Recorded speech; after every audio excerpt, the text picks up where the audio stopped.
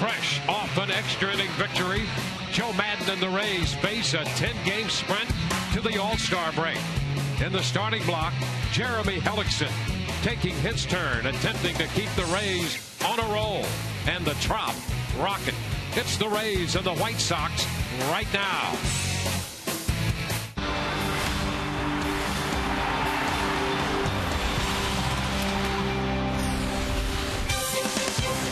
Tonight at Tropicana Field, the Rays begin a very important homestand, a 10-game stand leading up to the All-Star break. They're trying to make a move in the American League East.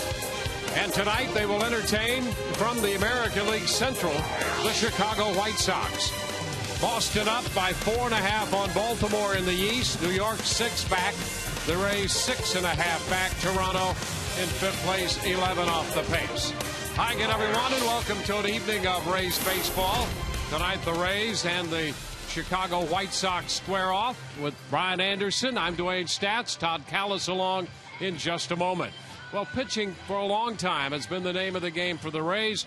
Jeremy Hellickson seemingly has found his groove. Well, Jeremy Hellickson in the month of June had 5 wins, but if you go back just over his last 3 starts, which, by the way, some pretty good offenses to deal with. Boston Red Sox, Toronto, Detroit. 3-0 with a 1.42 earned run average. You see the opponent's average. I thought he's done a very nice job keeping the ball down in the zone. That's what Joe Madden said that he wanted out of Jeremy Hellickson. Keep the ball down on the zone. The other thing you like about him, he is not nibbling. He is down in the zone against these hitters, and he's challenging them, going right after him with that fastball, changeup, curveball.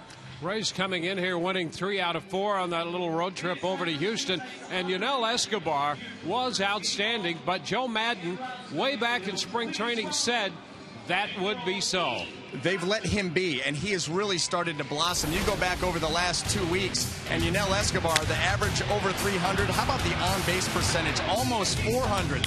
7 runs, 9 RBIs. I like what we saw out of him yesterday in that Houston game, hitting the ball the other way. You see right there, down the right field line, right center, all the way over to the left field line. So he's covering the entire field, and you've really seen the stick come alive. And oh, by the way, all the while playing Gold Glove caliber defense out there at shortstop. So the Rays will take on the White Sox tonight, and they will have Evan Longoria not only in the lineup, but at third base. Todd Callis looks into that when we return.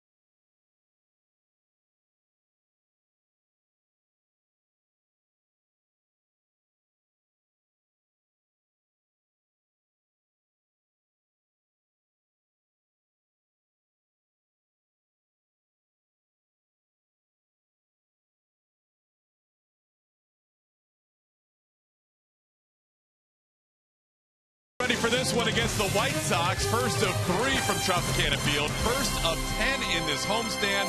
The White Sox, Minnesota, and Houston leading right in to the All-Star break. Evan Longoria could very well be an All-Star. We'll find out tomorrow as part of Baseball Night in America, as the 6:30 pregame show will unveil the American League and National League rosters for the All-Star game up in New York City Field. Now, for Evan Longoria, 1 week ago, he took himself out of the lineup after running up the baseline in his first at-bat here at the Trop. After that, he missed 3 games. Then he DH'd 3 games in Houston. Tonight, he's at the third base position once again. Joe Madden said before yesterday's game he wasn't sure if Longo would be able to play third beginning in this homestand. So what changed, Joe? The fact that we pinch ran for him. Motivated him. He didn't like to come out of that game. But no, we were talking yesterday. I didn't really know exactly when. He said during the game yesterday he was feeling pretty good. And then I was texting with Ronnie today to stay in touch, find out what was going on. And then finally got the word that he felt like he wanted to play third base, which helps today against the lefty. I mean, against the righty, because it gives Luke Scott a chance to get back in the lineup, which I like that too. So it worked out pretty well. Literally each day, you're going to check with Ronnie and him to see where. Yeah, he's not going to play third base every day right now. It's just that today he was able to, and it worked out pretty good. So there you go, Longoria in there. In 3 minutes, we'll have the first pitch. Will Myers also looking forward to getting going as well, as the Rays will have the final 10 before the break right here at home. Pretty good crowd for a Friday night. Checking in on this first Friday in St. Pete. We'll have all the game action right around the corner.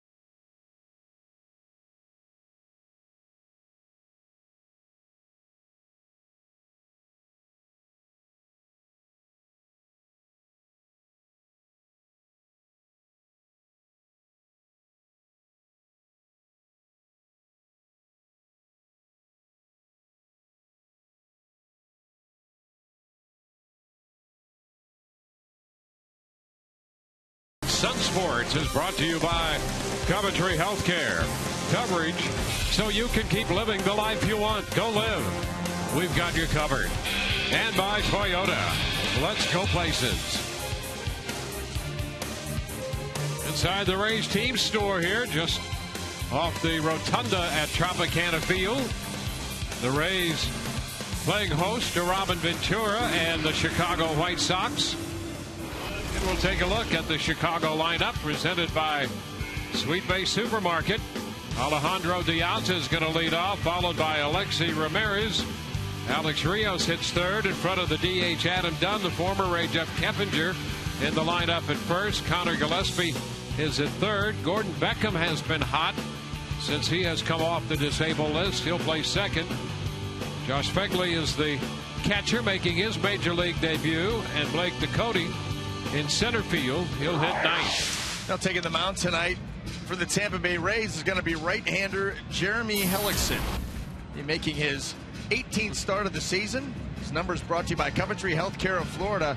7-3 record, 4.90 earned run average. Had a tremendous month of June. He was 5-1 with an ERA of 3.53, but his last 3 starts against some very good offenses, Boston, Toronto, Detroit, he has been absolutely stellar, winning all 3 of those games and keeping that ERA under 1.5.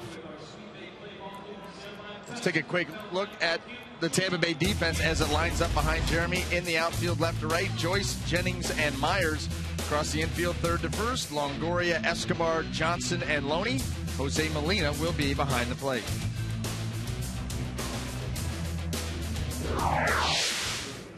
Well, the White Sox in town for 3 tomorrow night.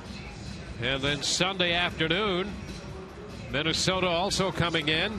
And then Houston, a very important 10-game homestand for Joe Maddon's Rays here as they try to move up the standings in the American League East. We'll get into that throughout the evening, taking a look at the Boston, Baltimore, and New York schedules as the Rays stay home to play this 10-game stand. So they're really in a great spot to make up some ground, and particularly after the All-Star break, because they go right back to work inside the American League East with a road trip to Toronto, Boston, and New York. And not going to be very easy, but Dwayne, that's why you talk about this stretch coming up right here at home. 10 games, extremely important. You're playing 3 of the bottom 4 teams in the American League as far as winning percentage goes. Say you got to beat the teams on paper you're supposed to beat. Starts tonight. Well, the Rays took 2 out of 3 from Detroit to end the last homestand. Took 3 out of 4 from Houston, and now open against the White Sox here tonight. Alejandro Diaza, the left fielder, will lead it off. Jeremy Hellickson climbing to the top of the hill, about to make the first pitch of his 18th start. And here it is. That first pitch, presented by Pinch a Penny, is in there for a strike call. This game underway.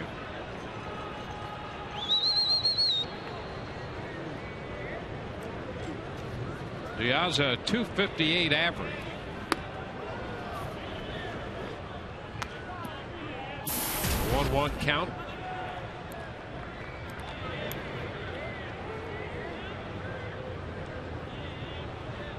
White Sox have won 2 of their last 3. And a fly ball lifted into left. That's Matt Joyce right there. And that's the first out. Now, this Chicago White Sox team has just been struggling this year, struggling to score runs. I mean, you look at the number of runs they've scored. They're last in the American League coming into play, 308 runs, just way too reliant upon the home run. You know, it's amazing because so many of their runs have come with 2 outs this year.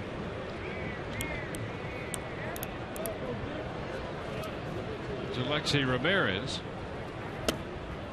The pitch is a strike, and the year has not turned out the way Robin Ventura anticipated, not only from an offensive point of view, but their defense last year was much better than it's been this year. They committed the fewest number of errors last year in the major leagues, not only the American League, but in the major leagues. Yeah, this year they're sitting at 57 errors, which is third most. Yeah, that's only 13 fewer than they made all of last year. Yep. Having trouble scoring runs and having trouble catching the ball. It's going to be difficult to win games consistently. And a foul ball straight back and into the upper deck. And then you look at the starting rotation, which they were hoping was going to be a strength. You know, Jake Peavy, Gavin Floyd, Chris Sale, you know, some of those guys. And Peavy and Floyd on the disabled list. Floyd on the 60-day. Jake Peavy has been out since the 4th of June. Hoping to get him back after the All-Star break.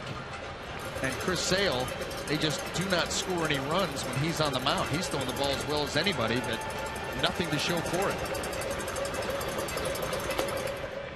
It's down 2-2.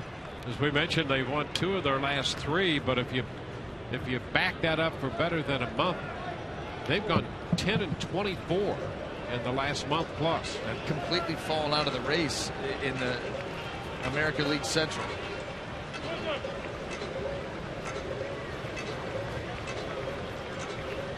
One out, a 2-2 count to Ramirez.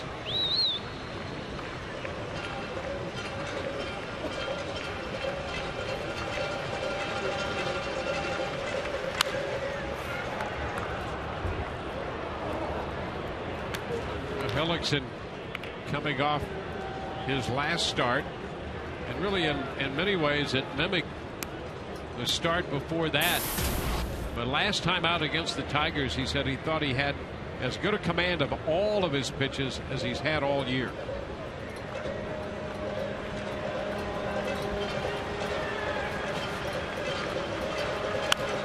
Pitch fouled away. Joe Madden says, just keep everything down. That's it. That's his mantra. Yep.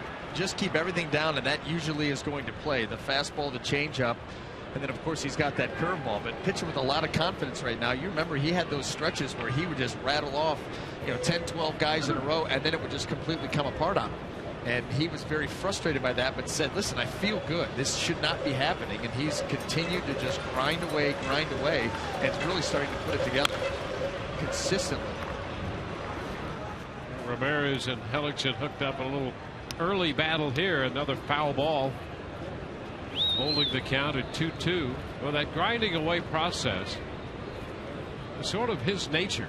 That's how he succeeds. Midwestern kid. Yep. You know what I mean? Up there pitching when it's 40 degrees, hoping to get some games in. And yeah, that's on a warm day in the spring. That's right. That's exactly right. High school baseball up there, you don't get a whole lot in, so you've got to be. Some of the conditions you pitch in are very tough. And yeah, you got to give him credit for just staying true to the process, so to speak, and just continuing to hammer away, pitch, not get discouraged, and start to turn around for him. It's the ninth pitch of this at bat coming. And a soft line drive caught by Escobar. That's the second out. 2 up, 2 down. Well, if you are going to get into a situation where you're 9 pitches into a hitter, you better get him out. You don't like those to turn out badly for you. Not only is it a waste of all those pitches, but then you have a base runner to deal with.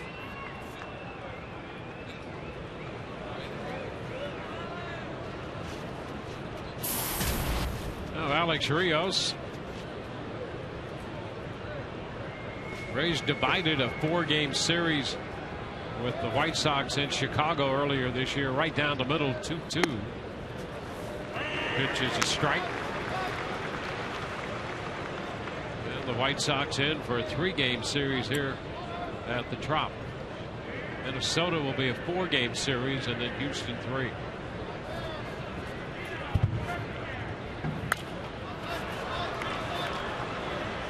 Oh, 2.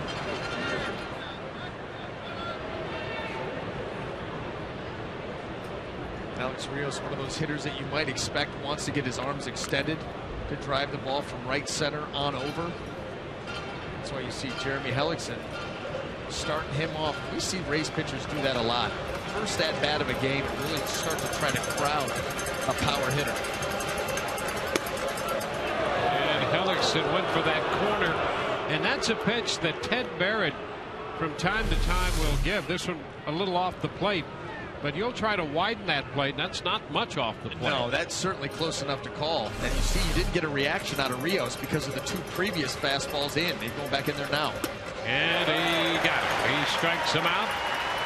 1, 2, 3 go the White Sox. Rays are coming in to hit. No score.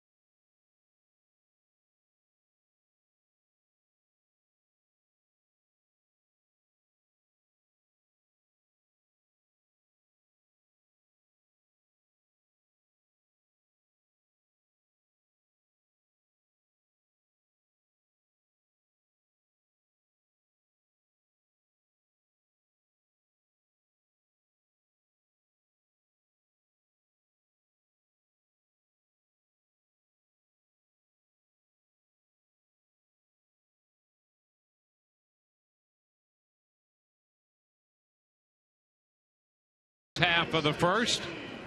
Joe Madden has put this lineup together, presented by Sweet Bay Supermarket. Desmond Jennings, Matt Joyce, and Evan Longoria. James Loney hits cleanup in front of Will Myers. Then Luke Scott, the DH, with Yunel Escobar, Jose Molina, Kelly Johnson completing the Rays lineup. Well, taking the mound tonight for the Chicago White Sox is going to be right-hander Dylan Axelrod, making his 17th start of the season. His numbers brought to you by Coventry Healthcare of Florida, 3-4 with an ERA just over 4.5. Well, here is Desmond Jennings, and he fouls that first pitch back. Desmond likes that first pitch, and that one, that fastball from Axelrod will not be overpowering. No, and those kind of guys that are going to try to throw a first pitch fastball with a strike, Desmond Jennings has been going after them with a vengeance. That's a strike, popping away from the young catcher. And I think Dylan Axelrod, what he's looking for is he just wants a decision. Prefer it to be a win, but he just wants proof that he has partaken in all of these starts. Well, apparently, he is a fan of the, remember the lemon spoonful and that hit they had? Did you ever have to finally decide? Well, he's gone the entire month of June not deciding. No decisions. Joining, did you see Jose Quintana? All 6 of his no decisions. In fact, he has 11 no decisions on the year. So between those two guys, 11 starts in June. 0 decisions, no proof of anything. You got to go all the way up to the top of the box score, see how many innings they've thrown. First time that's happened in White Sox history since 1920. And there's a liner, takes the glove off Axelrod. He makes the pickup of the baseball, and the flip to Keppinger is in time. Jennings out, pitcher first. Well, that was a nice job all around. First of all, Desmond Jennings going down to get that ball, down and away from him, taking it right back up the middle with some force. But get the glove down there, Dylan Axelrod. Then he stays with it, makes the play. BA, that has to be the strangest feeling for a pitcher. To get your glove knocked off? To make that throw with no glove. Yes, because you don't ever throw without a glove. That's right. You don't ever throw a baseball without a glove. A football, screwing around, yeah. A baseball without a glove, it's unnerving. First pitch to Matt Joyce. The strike. You need that ever happen to you? No. I mean, it's almost like a counterbalance. Yeah, a weight it situation. is. It absolutely is. It keeps you balanced. There's no question about it. You feel all, goofy. That's why you just kind of just get it over there. That explains a lot up here. I haven't been with my glove for a long time up here. Maybe that's the issue. 1-1, and we're so glad that that's the case. See, if I had my glove on up here, everything would be balanced out, and it would probably be just a snooze fest. Yeah, we don't want that. No. This one outside to Joyce, 2-1.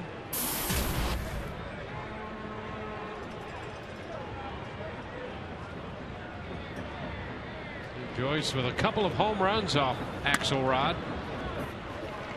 Another pitch that pops away from Josh Flegley, making his major league debut. He was a minor league Gold Glove winner. All-star down in Charlotte. Was hitting very well. The full count. And he went with the lime green polish on the nails. It's a good look. Just so there's no question. A little fluorescent. See, it gets back down there. It's like dark. Now look. Oh, yeah, 3. The old 3 coming at you. There's a shot into right field. Rios back, and it's going to be over his head off the wall. Joyce will stop at first. Carry him right back to Rios, who has a very good arm. And Matt singles off the right field wall. Well, Dylan Axelrod, he is fond of the slider. This one hangs. And Matt Joyce is all over it and just ropes that ball out there. Didn't get any height to it, or that ball would have been well out of this park. But a line drive over the head of Rios, off the wall.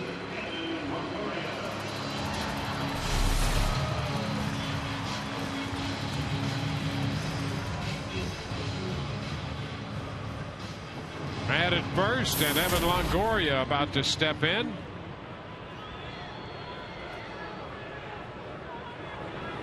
Evans starts the night hitting .294. He pops it down the right side. This is Rios, just inside the line, makes the catch.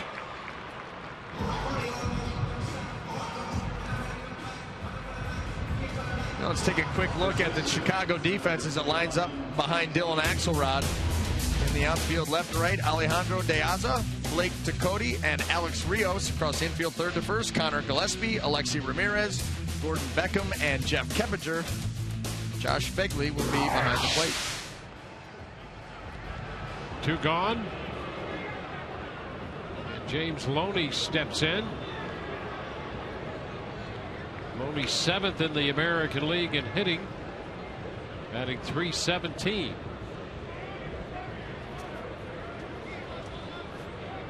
A 15-game hitting streak for the Rays first baseman. There's a strike. And a cool 400 during that 15-game streak. Yeah, a number of multi-hit games. He's had three-hit games. Just continues to hit the ball all over the place. So difficult to pitch to, and has been so consistent all year. That's a base hit into center. Joyce on his way to third. First and third for the Rays, and Loney in his first trip to the plate singles to extend the streak to 16. And again, it's early in the count, and he's just not going to overswing. This breaking ball down and away. Look at him. Just scrape that ball and hammer it right back up the middle. That's what he has done all season long. He will occasionally take a shot, try to drive the ball out of the park or hit for some power. But look at that. Just smooth, head down, through the baseball and right back up the middle. And that's why he is so tough right there. He hits the ball everywhere. That's it. And that's during that hit streak. There was just a small period of time where he started to get away from that a little bit. Didn't have as much success going to left field. And average had actually slipped below 300 right before that streak started. Now he's way back up there, and that's why. Here's Will Myers. Takes the slider off the plate. Will hitting .268. 19 out of 71.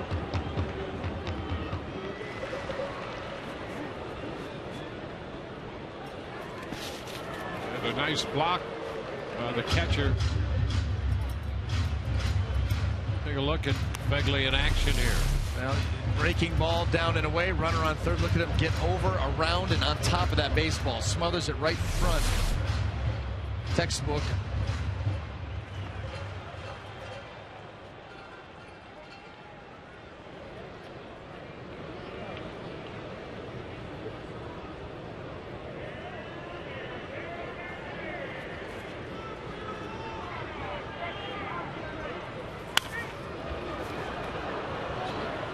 Fastball foul out of play, runs the count to 2-1. Well, this is Dylan Axelrod. This is his second start against the Rays. He had one back on April the 28th. He went 6 innings in that ball game, gave up 3 earned runs, had 3 strikeouts, and you guessed it, a no decision.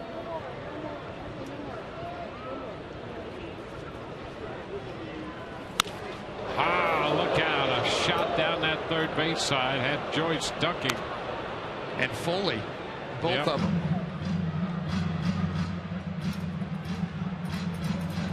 Having a talk about it, too. Look at Foley. Oh, my goodness. Yeah.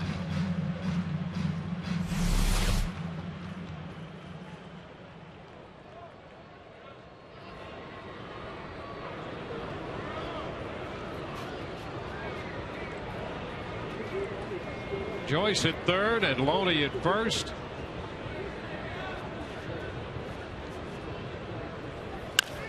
Big chop. Just went over Foley's head. Didn't move. Not going to give in. Are you talking about making a throw from the mound or making a throw anywhere without a glove? Unnerving. How about being in the line of fire with no glove for protection? Yep. And by the way, down the third base line where you're going to get guys getting the head out and hitting shots at you. Yeah. Yeah, if you chop it, that's it. He's got it in his back pocket. Got no time for that. line drive, maybe. Upstairs. The count is full.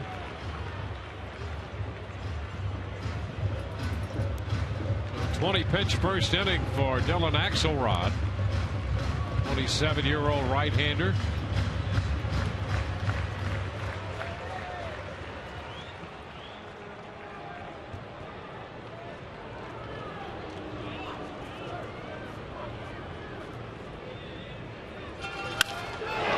To center field. Dakota going back. He's to the track and he makes the catch. Deep fly ball off the bat of Will Myers. And the Rays will strand two. No score through one.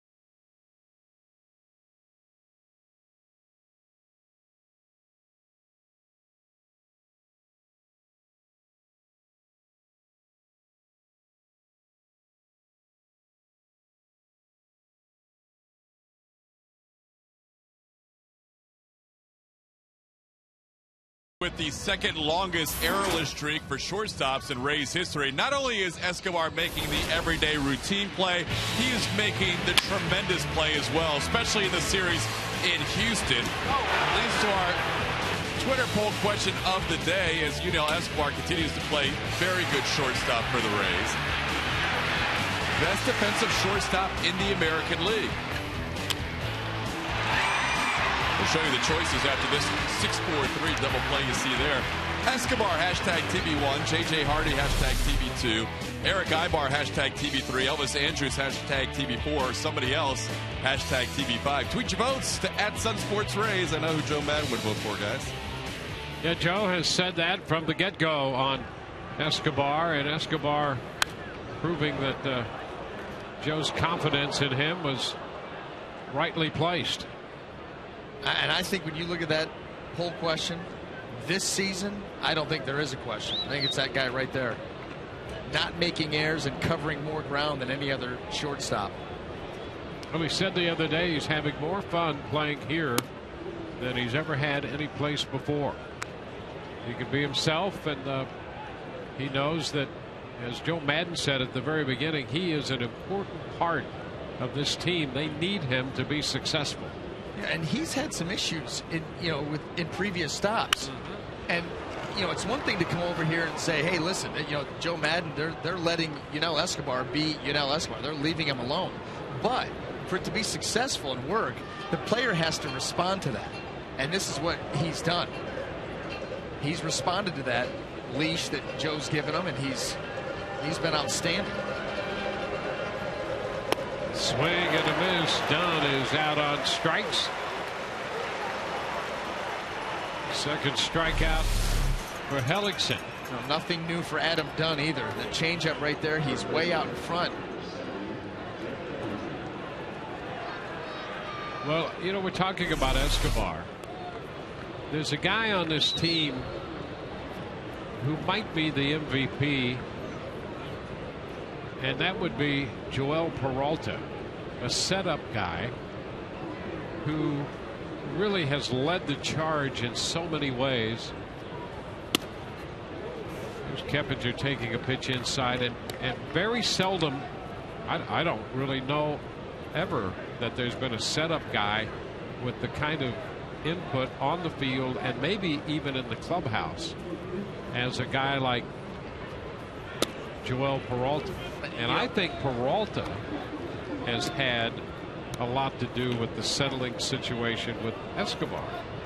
That absolutely could be true. We know about all the help that he's given to different players, mentoring them, just leading them, showing them the inner workings of how the big league life, how you're supposed to do it, being a professional.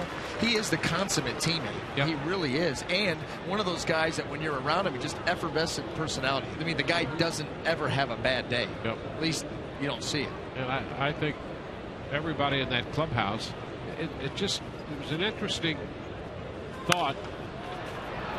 Keppinger pops it, and Escobar, the shortstop's right there to make the catch. As I was trying to recall, normally it's an everyday player. They used to say, well, you got to play every day to really emerge as in a leadership role with a club. Hard not to play every day, and you're always talking about position players. And there are pitchers by their stature, aces of staffs. I mean, they're going to lead the charge because they're so dominant. But in his own way, Peralta, here's a guy, setup guy out of the bullpen. I think he has made his presence felt on this team in more ways than just going through the middle of the order in the 8th inning. And that in and of itself is pretty good. Yeah, that's a full-time job there. Yep. Connor Gillespie, 1 strike to count to him.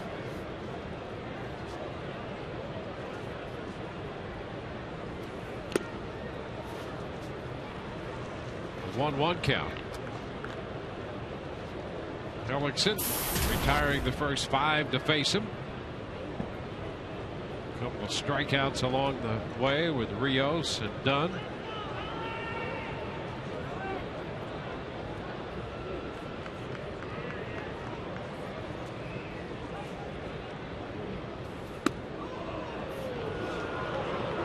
Close. 2 balls and a strike.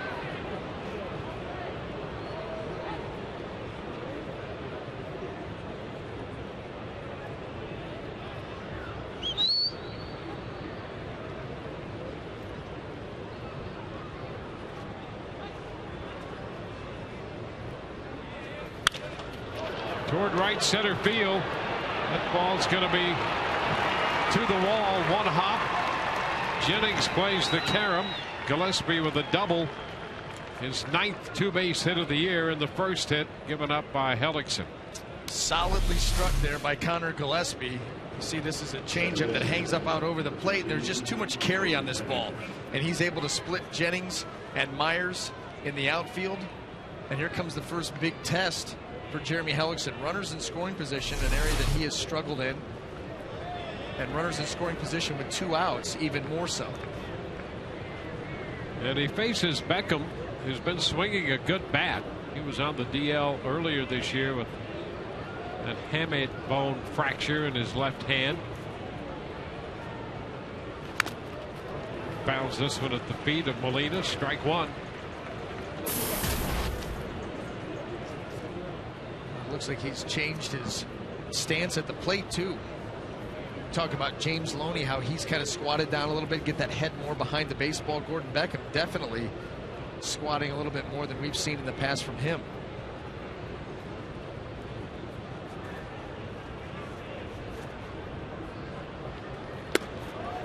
And a strike on the corner, a fastball threading the needle there.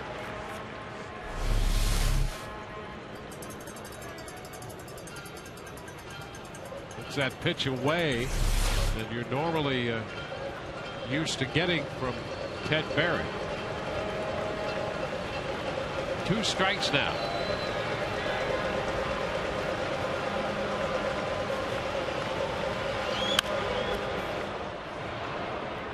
It's out of play.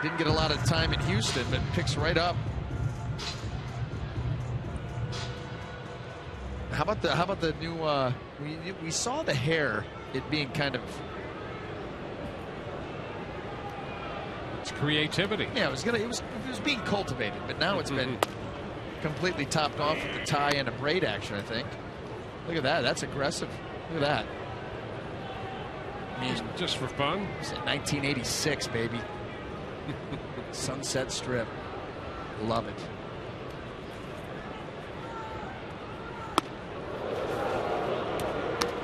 Escobar moved back a bit. 1-1.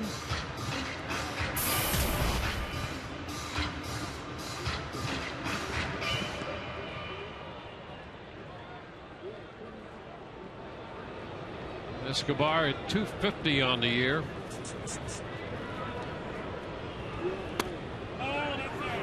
It's low and outside. It's now 2-1.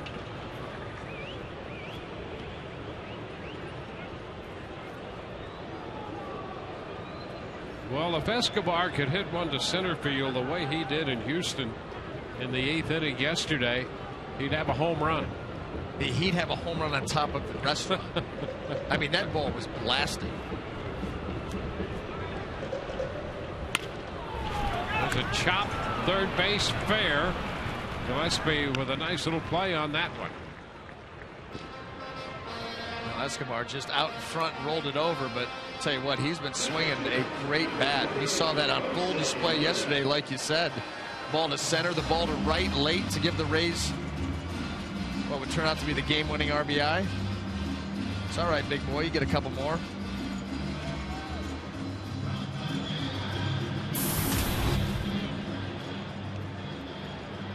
Here's Jose Molina.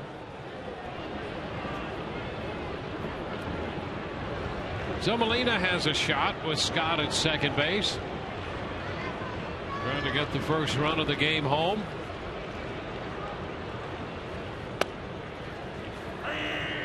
Pitch is a strike. Well, Axelrod was busy getting all those no decisions in June. Molina was hitting .283 with a .377 on base percentage in June. When you combine that with what Jose Lobaton has been doing with the stick, and the catchers have been holding up their end of the bargain. Into the dirt, blocked nicely by Begley again. That's the second time we've seen him get out around a baseball and smother it, keep a runner from moving up. In this case, Luke Scott, and that's an important block right there, because if Luke Scott is able to slide up to third base, now you got a runner on third, less than 2. A lot easier to get him in that situation.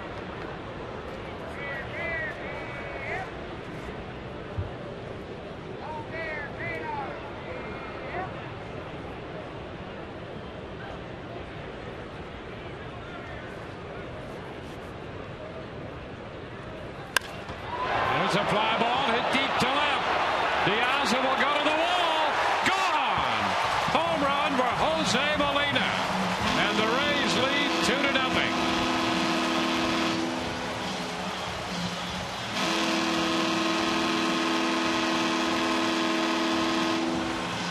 Molina's second home run of the year.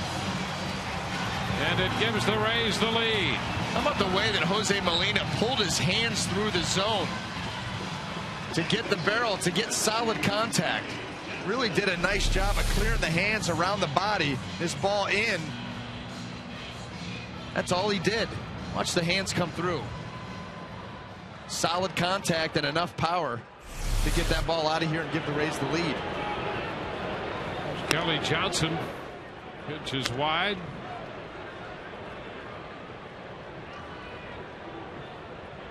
So Molina put a charge into that one. First home run since he hit one against the Orioles in Baltimore back in April on the 18th.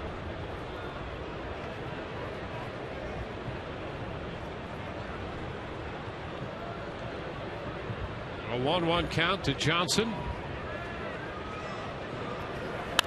And there's a shot. High and deep to right. And that baby's out of here. Deep into into the seats in right field. The Rays go back to back. It's 3-0.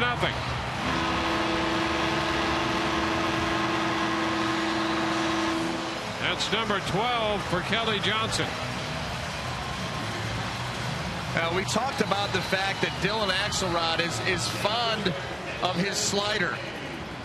And he'll throw it to righties and lefties. The problem with lefties, if you don't get it to the exact spot, it becomes easy hitting. Look at this right there. That ball just kind of rolled in there right into the swing of Kelly Johnson. We saw him hang one earlier to Matt Joyce, and he smoked one off the wall in right field. And how about this, Dwayne? Kelly Johnson right there with that home run. The 9-hole hitters off of Dylan Axelrod this year coming into the game today were hitting .424 with an on-base percentage of .457. Well, that just went up. Here's Desmond Jennings taking a strike.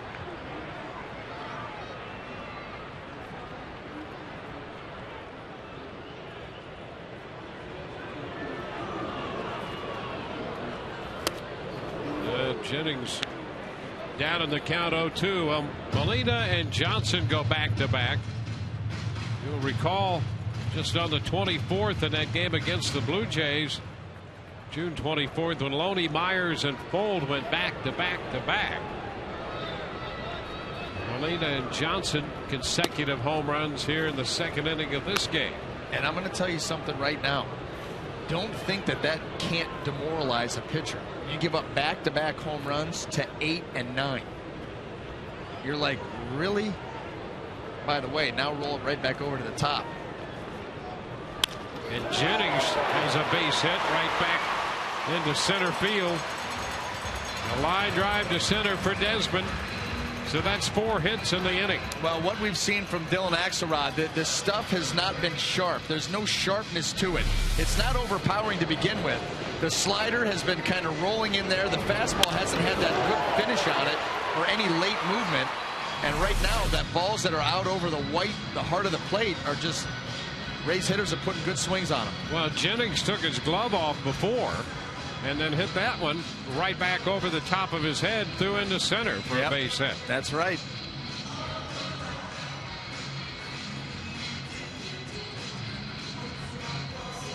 And a trying year for Robin Ventura. Well, the White Sox were optimistic based on last year when they won 85 games. They were 85 and 77 a year ago. The year prior had won 79. And now, the way this is stacking up, they're going backwards. In a hurry. That's why there's talk of a potential fire sale with some of the veterans on this ball club, and I don't think that anybody is out of the picture. You think of maybe a guy like Chris Sale and Paul Konerko, who's on the disabled list right now, but the GM, Rick Hahn, he said, listen, I'd be foolish to not listen to potential offers on everybody. Yeah, Konerko just on the DL with lower back issues. Keep an eye on Jennings at first. The Chicago White Sox already here in the second inning have the bullpen up and going, and I think that Robin Ventura and Don Cooper are seeing the same thing that we are. Everything is just kind of flat, without any late movement, without any explosion, without any sharp bite. Yeah, and if he leaves another pitch to Joyce the way he did in the first, Joyce already in his career with a couple home runs off him, we could see that again. Yep.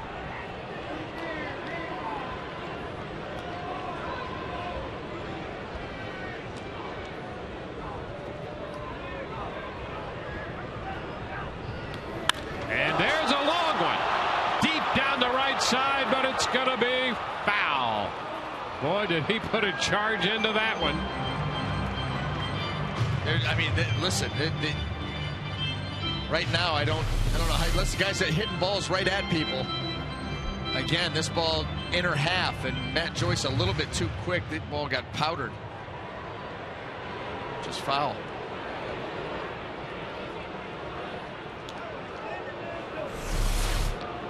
Runner goes on the 1-1. That's a strike and no throw.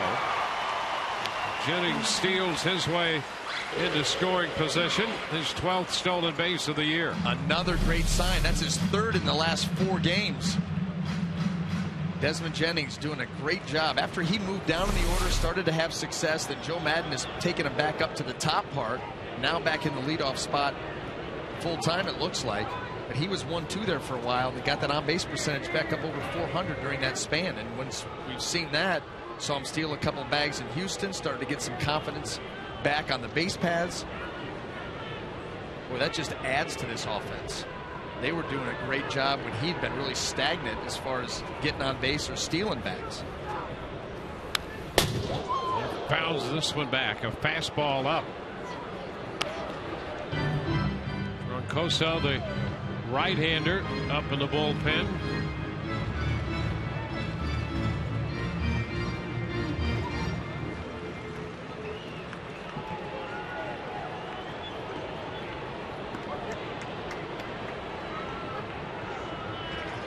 A 3-run inning. Jennings in scoring position. Joyce with a good take low. 2-2.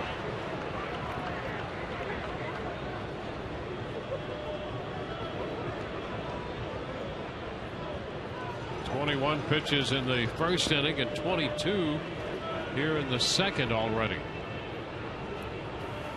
The count is full.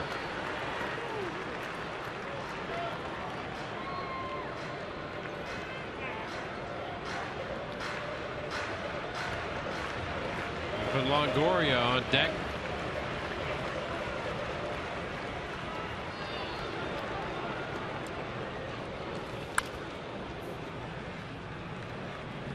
Axelrod will make another 3-2 pitch. It was 3-2 with Joyce when Joyce hit one off the wall in right field in the first. 3-2 here in the second.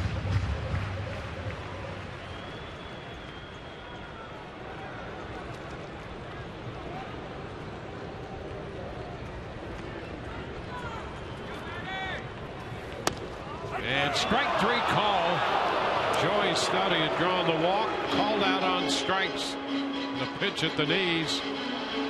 That was the second out. Well located here by Dylan Axelrod. He starts this off the plate, breaks it right to the corner. That's just a perfect pitch by a pitcher. Not much Matt Joyce could have done about it, hoping that it's called a ball.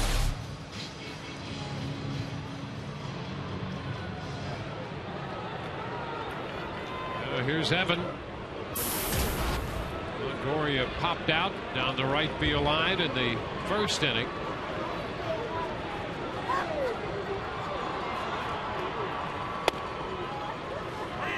The pitch is in there. Rays have put 3 up here in the second inning.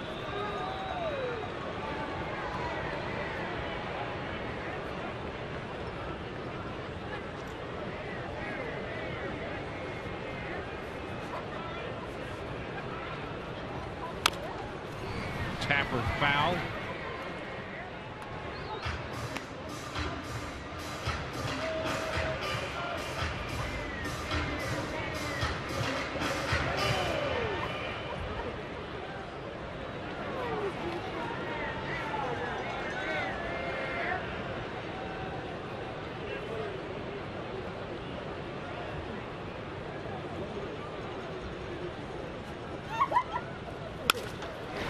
Base hit through the hole.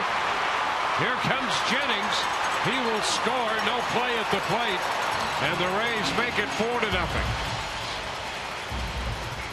Evan Longoria on an 0-2 pitch drives in his 49th run of the year. Now you hit the ball hard, even if it's on the ground like that. A little worm burner between short and third. That ball's hit hard. Gets by the dive of Gillespie, and Jennings with 2 outs. He's going on contact. There was no chance for Diaz to come up and get him.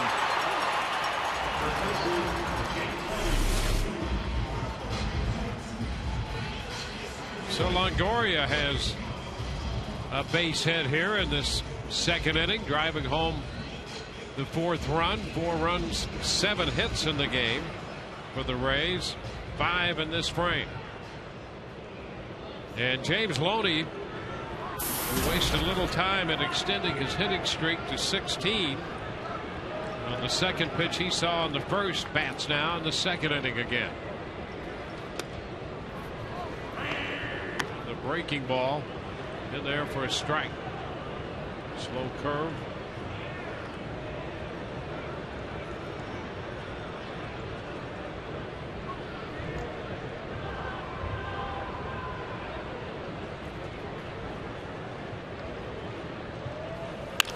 Ground ball, that's going to go through into left.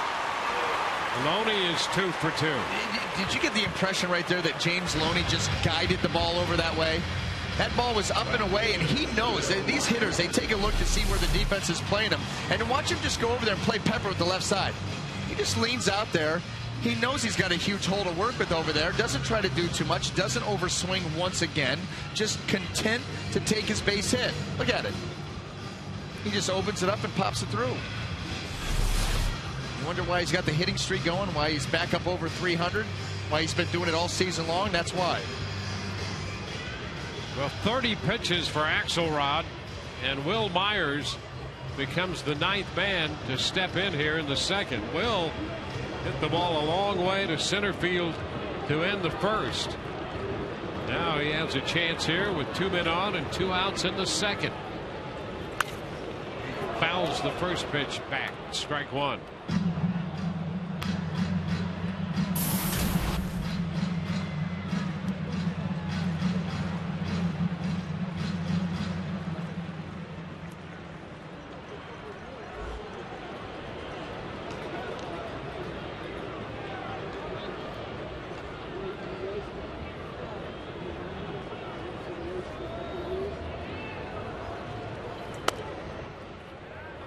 It's 1-1. 27-year-old right-hander Dylan Axelrod. He was originally drafted by the San Diego Padres back in 07. Spent some time in independent baseball. That's a fair ball up the left field line. Longoria on his way to the plate. Loney will go to third. It's a double for Myers. The hit parade continues for the Rays. It's now 5-0. The Rays with 5 runs, 9 hits, 7 of those coming here in the second. There's a reason for the hit parade, and that's because all of these pitches from Axelrod have been hittable. I mean, just nothing on them. Another changeup stays up in the zone, and it has been easy for the Rays hitters tonight.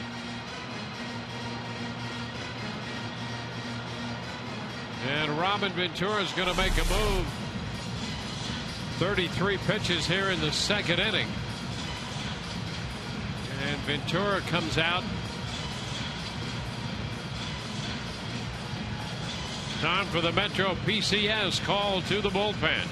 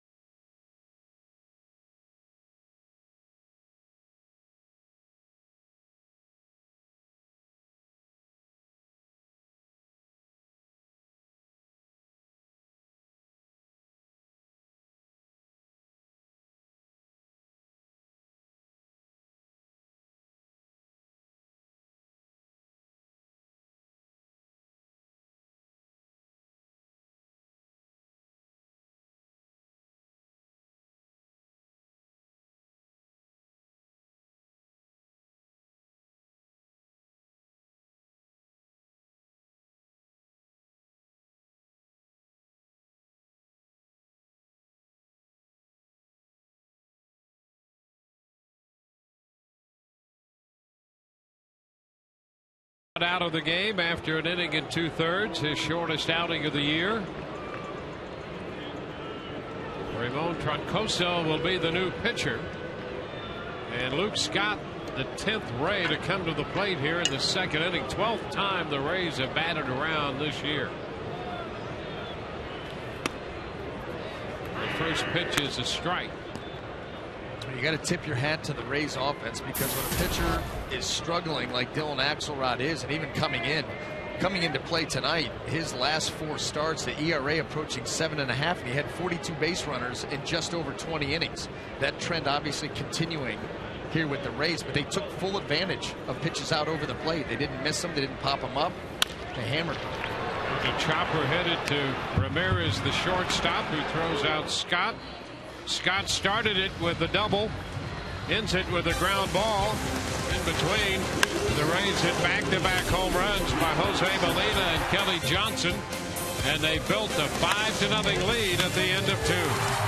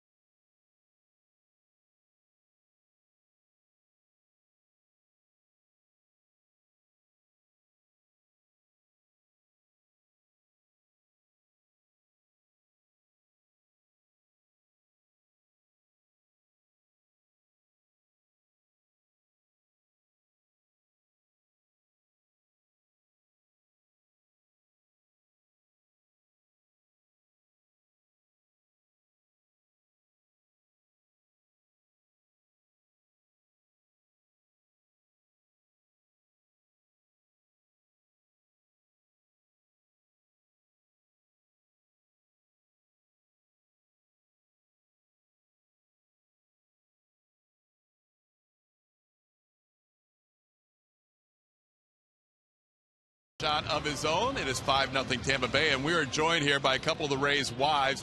We have Sarah Fold, the wife of Sam Fold, and Allie Shelton, the wife of hitting coach Derek Shelton. We're talking a little bit about, by the way, these were the stars of the Rays' wives' victory against the Miami Marlins wives. Sarah Fold scoring from first on a base hit while pregnant. You don't get that much. You don't see that ever of somebody scoring from first on a base hit while pregnant. Sarah, let's talk about the Rays on the Runway fashion show coming up. Tell us about the 8th annual event.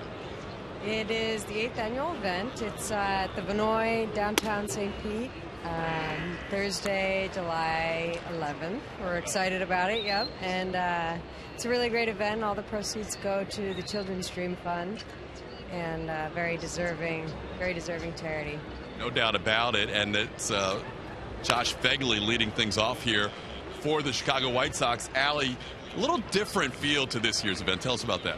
Yes, we have different vendors this year, so our clothing is different. It's more like beach resort casual because it's at the Vinoy this year. And the guys will be dressed by Tommy Bahama, and us girls will all be dressed by a cool local boutique called Penelope Tea.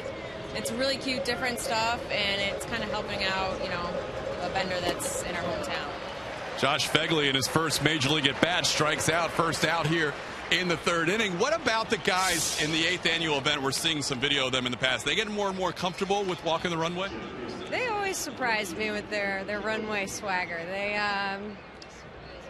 they pretend like they're uncomfortable up there in that setting in a fashion show, but they're usually the big stars of the show. Yeah, I think we're more terrified than they are. I mean, they get out and just ham it up. And I think at the end of the day, like Sarah said too, is it all goes to a great cause. And when you see the Dream Fund children that participate with us, because they walk the show with us, it's amazing. It's fun. We want them to have fun and be relaxed too, because everybody's nervous. But then once you go out there, it's music and people are just it's like a big party. Blake Ducote is a batter here with 1 out in the top half of the 3rd inning. I have to ask you, the most recent road trip, the theme was accidental preppy. The guys have it in their closet, or they have to go shopping? Sam did not shop for his outfit.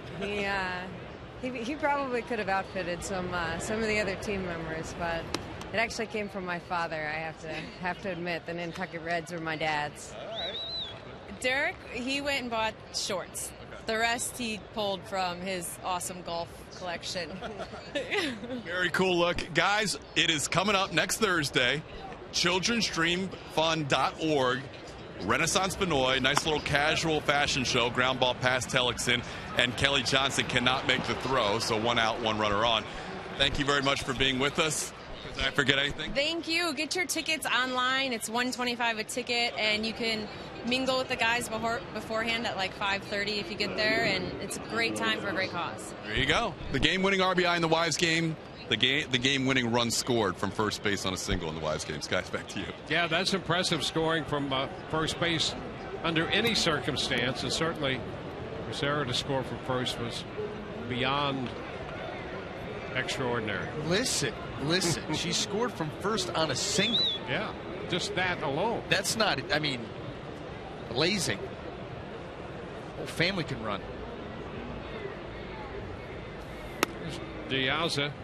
The pitch to him is a little wide. Here's a look at that. Over the head, up against the wall. Here we go. Let turn and gone. Over the bat. The Rays ladies own that series. They own that series. Yes, they do. Yeah. And by the way, listen, and Allie, she's a ringer. She's a ringer. Mm-hmm. She makes regular work of big hits and big spots for that club. And they only get 1 game. Well, that means it's greater pressure. Yeah, and she continually comes through. They continually win.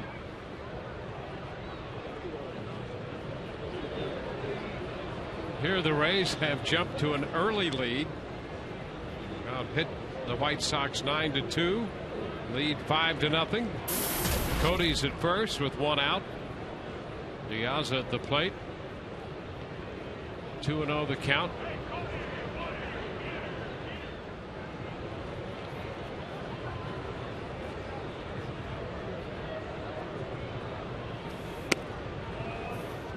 And there's ball 3.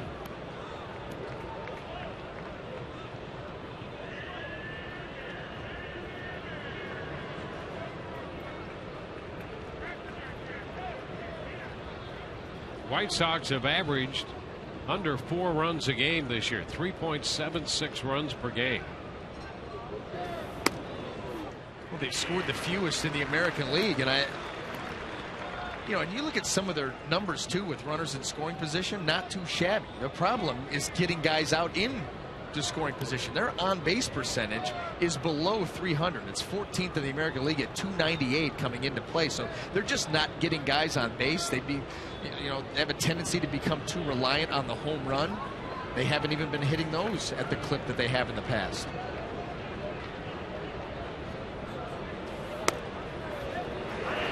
And that'll run the count full. A strike on the edge.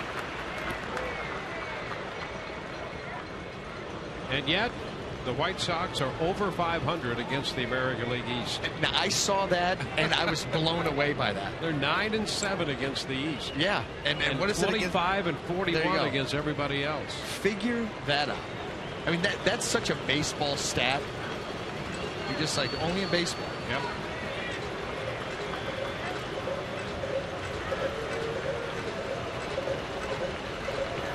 Runner takes off, swing and a miss, throw down. Second, a strike him out, throw him out, double play to retire the side. Ducote caught stealing at second by Molina. Rays lead this game 5-0.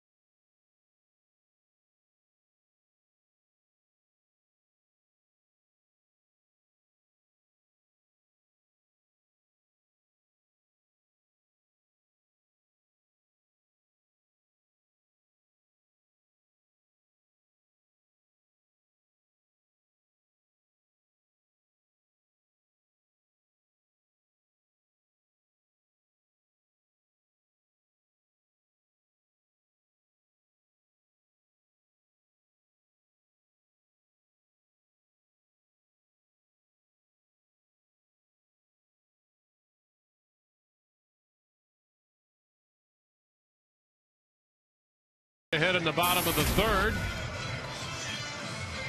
In the game tonight and all season long, Tires Plus will donate $100 to the Pediatric Cancer Foundation for every Tampa Bay Rays home run televised on Sun Sports. Rays with back-to-back home runs in the 5-run second, courtesy of Jose Molina and Kelly Johnson. Yunel Escobar in here to hit. First pitch from Ramon Troncoso is a strike. Interesting setup here from Troncoso. Kind of starts with his back to the hitter. Kind of walls himself off. A little quick turn for some deception. Comes right at you. We've seen the slider. Good sinker there. 91. We've seen it at 92. Late movement. Taking it under the swing of Escobar. And it'll be his job to try to keep this lead for the Rays at 5. Hope that his offense can somehow find a way to get back into it, meet up some quality innings. You don't like to come into a series and dip into the bullpen this early. That could spell trouble. Yeah, Troncoso went into the game to get the final out in the second inning. 30-year-old right-hander. He spent some big league time over in the National League with the Dodgers. All about trying to hide the baseball, not let you see it till the last second.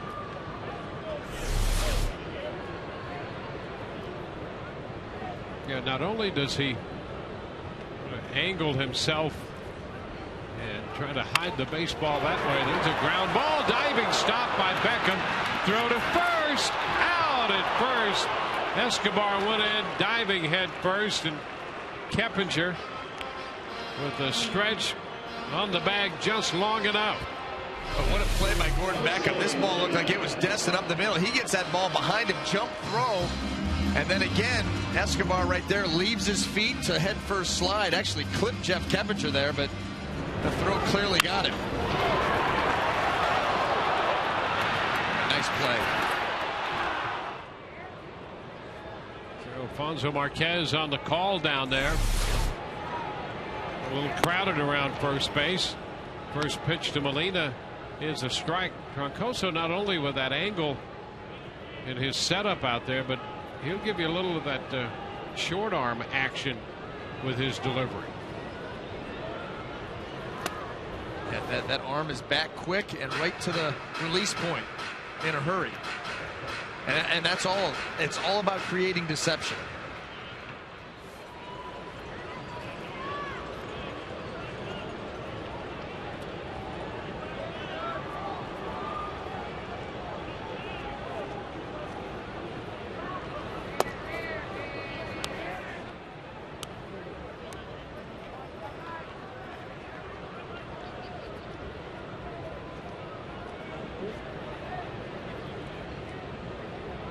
Coso was with Albuquerque all of last year. He's been up and down with the Dodgers in previous seasons, starting in 08. He was in 73 games with the Dodgers in 2009, and then 10 and 11 split the year, both seasons, between Los Angeles and Albuquerque. Count 2-2 to Molina. You know what we didn't cover yesterday? A new all-time hot dog eating record from Joey Chestnut. You know, every 4th of July, yeah, he gorges on hot dogs. I think he got 69. Really? I think he did. I mean, I don't know how that. Yeah, I mean 69. I don't know how you do that with the buns. Yeah, with the buns, and they wet them down. Have you ever watched one of those contests? It'll turn your stomach. Yeah, it's not fun. That's why I've never watched it. But once you do watch it, then you're hooked. Well, it's hard to pull away from it, but at the same time, you're just like, really? Ground ball down to third. Gillespie's throw in time, so 2 up and 2 down. Just a reminder, as you enjoy a cold one, to look forward to Miller time later in tonight's game.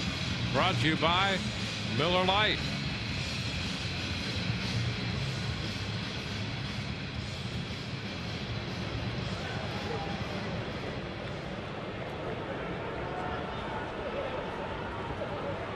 Kelly Johnson hits with the bases empty and 2 outs. There's a strike. So much to cover, so little time. Well, the game was a nail-biter yesterday. Tie ball game. The Rays took that 3-run lead. You figured that was going to be it. But Wallace, quite the day for the Astros. Got to play a little free baseball. Yep, and as Joe Madden and the Rays said, the Astros gave them all they wanted in that game yesterday and the night before as well. Yep.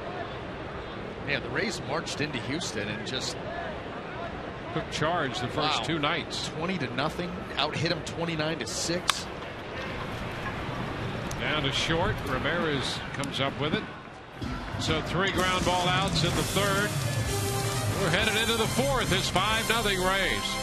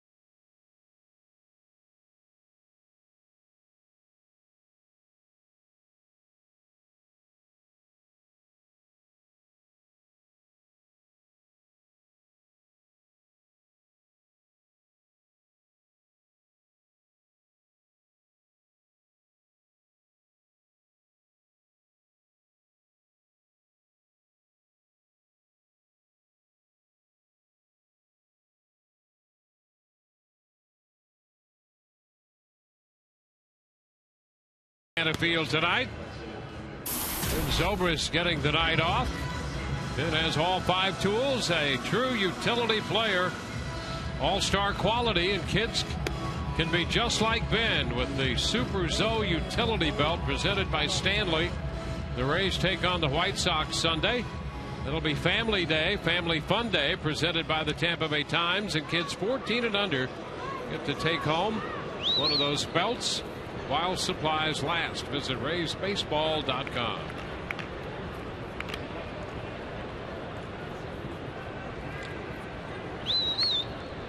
Alexi Ramirez, the shortstop, who lined to short his first time, leads off the fourth.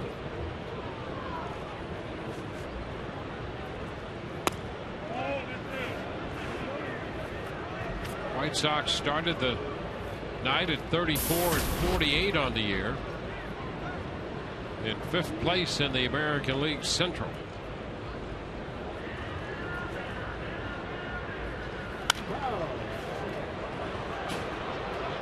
One and one.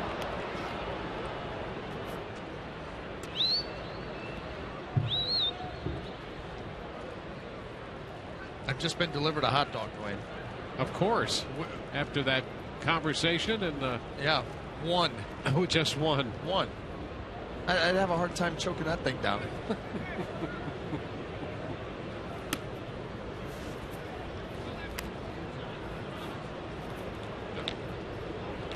Two balls out of strike, the count.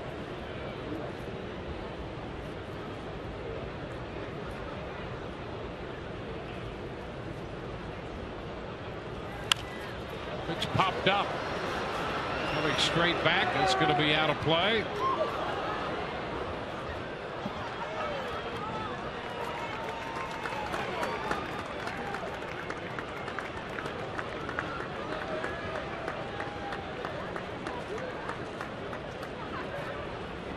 Rios will be next, and then Dunn.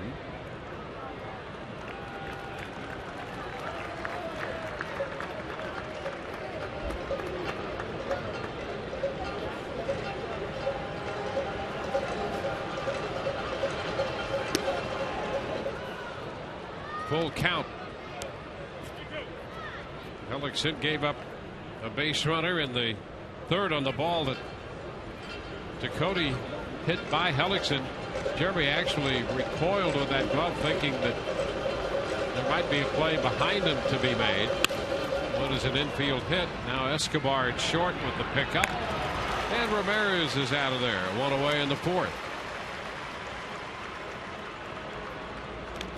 You know, Escobar, he just does a nice job of putting himself in good position all the time to make throws. We've seen him make off-balance throws moving towards the third base line, and what he's able to get on the throw back to first. Got a very good arm. He's been very accurate with it.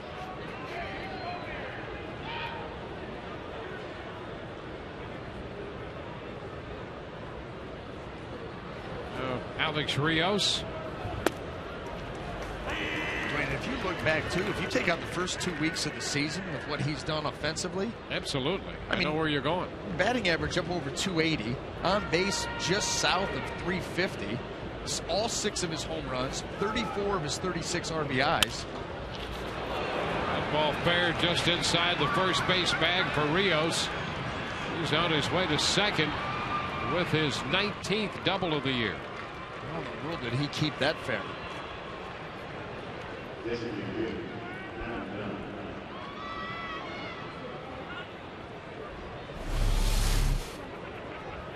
at him just reaching out for that ball and just squirts it right up the line. A couple feet fair into the corner.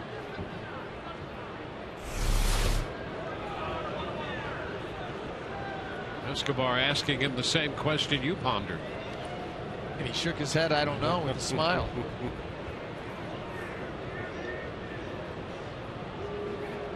Well, Adam Dunn gave the White Sox a win over Baltimore with a walk-off home run yesterday in a 3-2 final.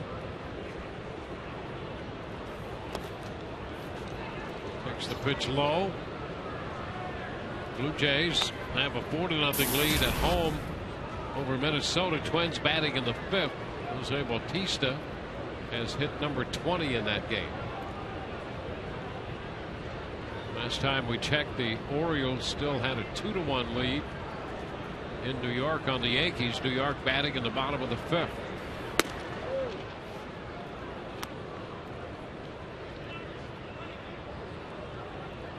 A 2-0 count to Dunn.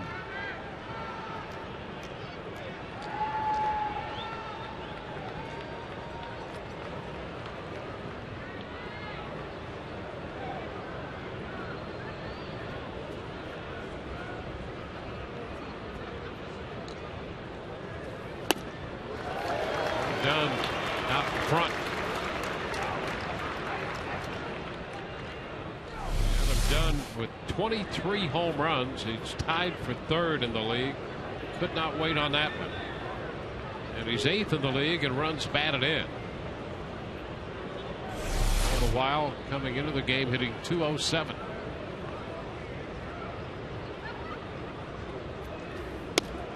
And how about this? All those home runs. You mentioned that average at 207. He went 3 for 4 yesterday. To get it to 207, that was the first time that average had been over 200 since April the 7th. He was hitting 133 in the middle of May. Yep. That's what he is. You talk about an all or nothing guy. That is it. Always among the league leaders in home runs and strikeouts for that matter. But I'll tell you what, when he catches one flush, it will go, and quickly. Still marvel at the fact that he was a high school quarterback, committed to Texas. Really? If you got a blindside hit on him, could you take him down? Even if you didn't see it coming. You'd have defenders bouncing off him. Just swat you right off. Corner blitz, I don't think that's going to do much. And he is called out on strikes. Ted Barrett rings him up. 2 gone. Perfectly placed by Jeremy Hellickson. He just goes down and away and pinpoints a fastball to the corner. See the setup by Molina. Zip right down that outside corner. Just above the knees. And we've seen again tonight that Barrett will call you out, and he'll work those corners over with you. Especially, pitcher. Yeah, that's it. But what you've got to do is you've got to prove to him that you've got command. He's not going to give you that pitch if you're all over the place. But if you're consistently around the zone and moving the ball, that ball that's right there, that borderline is going to go your way.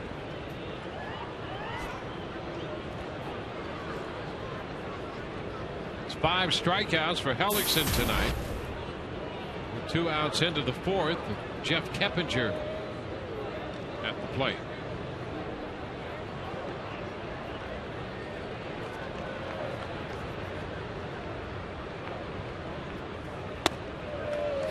Hellickson starts it with a fastball, strike 1.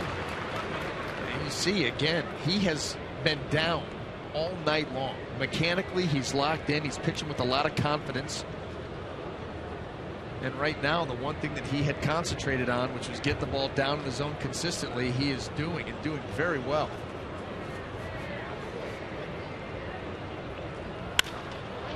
Line into left. Matt Joyce makes the catch. That'll retire the White Sox, and we move into the bottom of the 4th. Rays lead 5-0.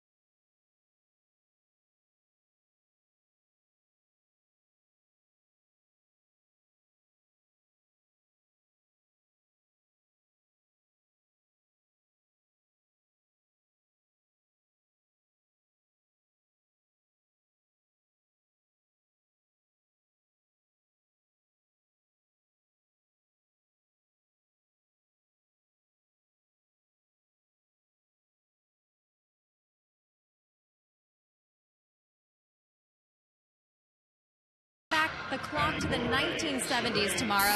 The first 20,000 fans get an Evan Longoria retro bobblehead presented by Bright House Networks. Call 888-FAN-RAISE or visit raisebaseball.com. And I've also got guys wearing it. I don't know if you can see, I'm trying to tiptoe it. On Sunday, this is the giveaway, the Ben Zobrist utility belt. I was hoping it would come with tools, guys. You know I've got some handiwork to do around the apartment, but this works. See that? You could absolutely see that. Hanging pictures. Oh, yeah. You know what I mean? Mm-hmm. You could take it. You could take the hammer. Sure. Slide it right down there. Yep.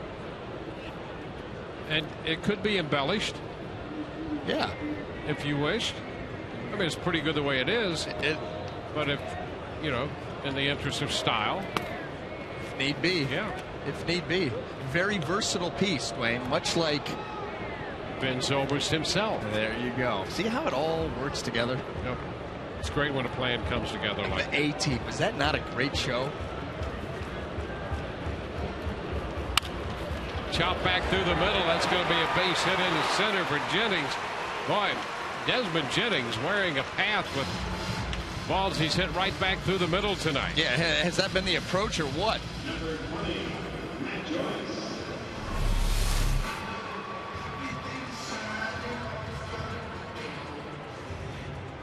Well, just a few days ago, Joe Madden said that Jennings was very close to being back in that leadoff spot on an everyday basis, and boy, has he responded to that move right back there. He really has. You know, he responded when Joe moved him down. When he went down to the 6 and 7 hole, vacillating in between the two, he really started to do a job then, and Joe let him do a nice job down there for a while, let him build his confidence, let get his offensive game planning organized, and once he did that for a consistent period of time, he moved him right back up to the top, and it hasn't stopped. And now you're starting to see the dynamic Desmond Jennings. Well, Desmond getting on base more. He's running more. Steal tonight in the second inning with 12 on the year now. And just having him there, a pitcher's got to think about it. You got a game plan for him. Oh, by the way, you got to make a quality pitch to the plate too. And here's the other thing about Desmond.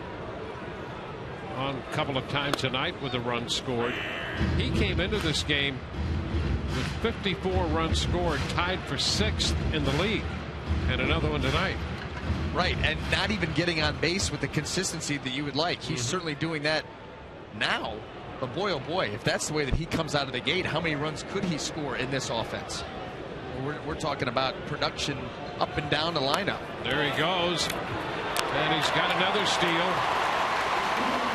His second of the night, 13th of the year. Well, they're going to test the youngster Fegley. And if they think they've got a pitcher out there with, and that's not like Troncoso is slow to the plate. It's not terrible.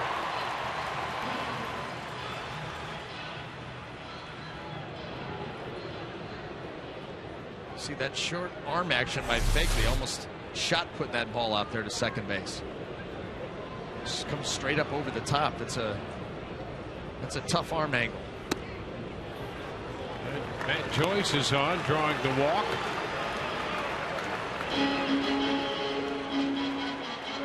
Do all of what the Rays have accomplished offensively tonight. That's the first walk issued by White Sox pitching. 2 on with nobody out in the bottom of the 4th. Evan Longoria will get to the plate.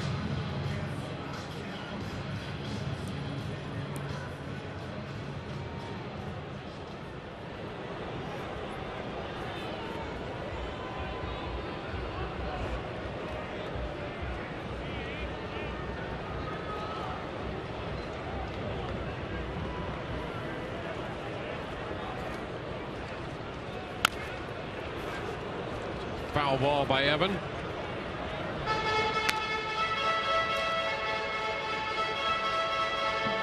David Percy down in the bullpen for the White Sox.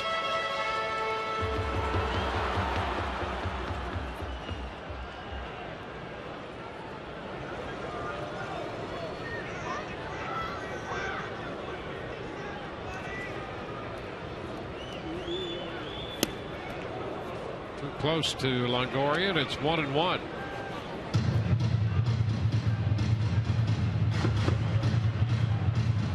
The Rays and the White Sox have this series here. And then Chicago will go on to play the Tigers in Detroit and the Phillies in Philadelphia.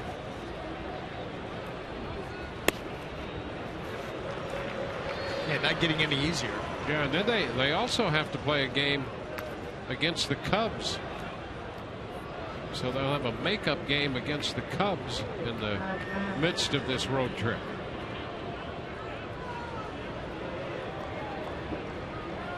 So while the Rays are trying to take advantage of being home for 10 into the All-Star break, it's a tough schedule for the White Sox in what has already been a difficult first half for them.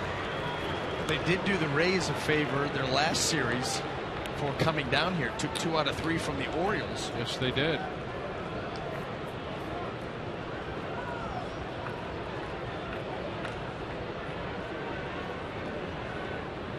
But the rest of the homestand for them, they were 3-6 on that homestand. They got swept by Cleveland in a 4-game series. Yep. Split a 2-game set with the Mets and then took 2 out of 3 from the Orioles to close it out.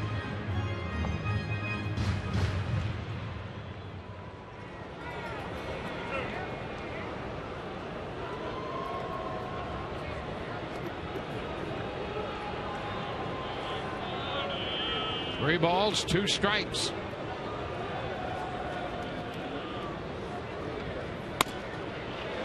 And Longoria walks to load the bases. Single, a walk, and a walk again. The bases are loaded. Nobody out for James Loney, who is already 2 for 2 tonight. You know what? And you get the feeling, too, because that Rays lineup has been getting production from so many spots in it. And the way that the Chicago White Sox pitchers have struggled tonight, spent an awful lot of time hitting tonight. Got to get a ton of opportunities, and the fact that they've gotten into the bullpen so early. Yeah, Loney's coming up for the 3rd time. It's only the 4th inning. So you're down into the middle of the order. And the bases are juiced with nobody out. You got a chance to put up another crooked number. Roncoso's pitch, and it's fouled back. A fastball. Loney had a cut. That was the one. You know, he's had easy swings tonight, taking the ball the other way, getting his base hits. This is where he will take a shot. And he put a big rip on that fastball right down the middle. Every now and again, we've seen what he's capable of.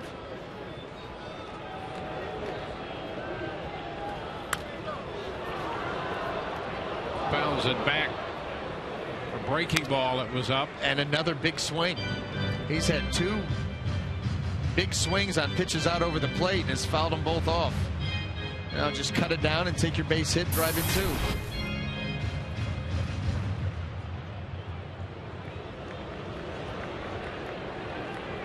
It's Jennings at 3rd, Joyce and Longoria 2nd and 1st.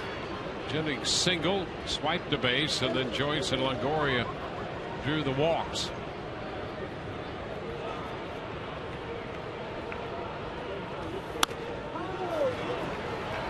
One and 2.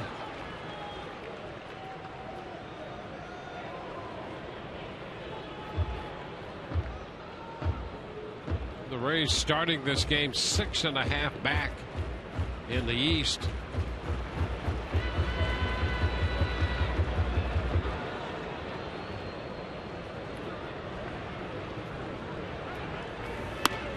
And Loney chases the high fastball out on strikes. You don't see that very often.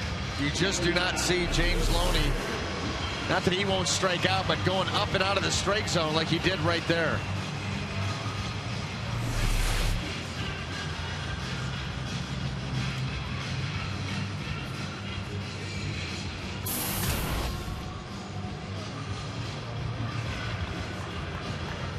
So Will Myers with the bases loaded and 1 out.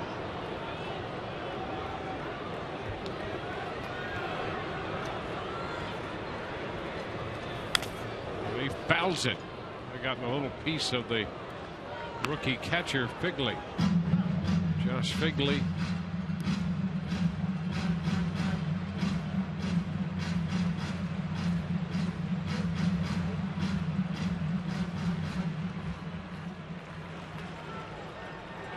So far, all 5 runs charged to the starter Axelrod.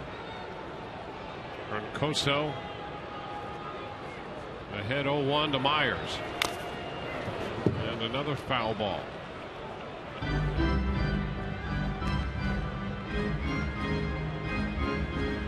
Will doubled home a run in the second inning. RBI number 12, and hit the ball deep to center his first time up when he sent Cody to the warning track.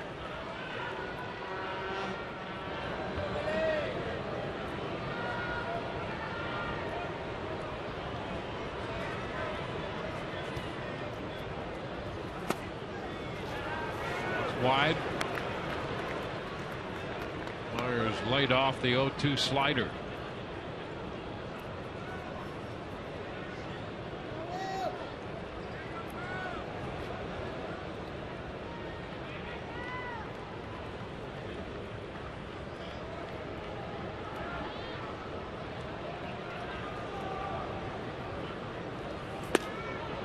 And a good take right there.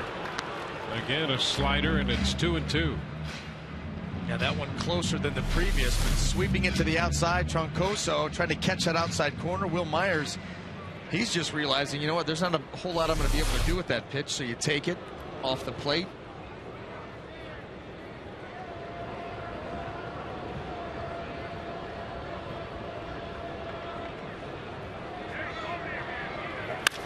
Liner into center field. That's going to be caught by Cody. A tag at third. Jennings will score. Boy, Myers smoked that pitch. A line drive. Cody grabbed it for the sacrifice fly, and it's 6-0. Oh, that ball was well struck, but on a line right out to Cody. That ball, boy, middle. He's, tell you what, Troncoso fortunate that that's all that was a sac line drive. That could have been big trouble. Nice play by Cody, though, staying with it. That ball had some action on it, headed out to center field.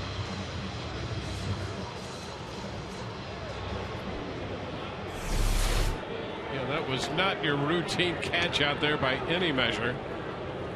Ball hit so hard. I'm sure it had some of that knuckling action on it, headed straight out to center field. Stayed with it nicely. Now Luke Scott.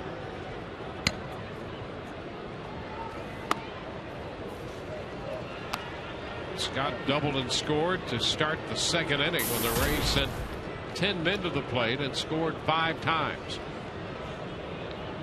And a season high 7 hits in that one inning.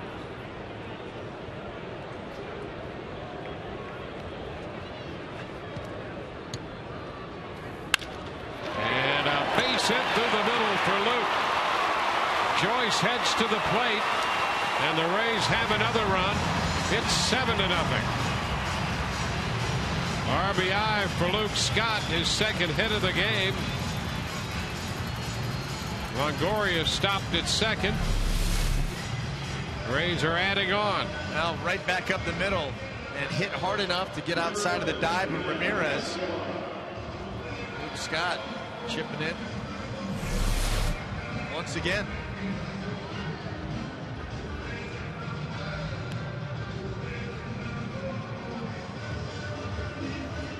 5 off Axelrod, 2 off Troncoso. And Yunel Escobar about to step in. He was retired in the third on a good play by Beckham at second.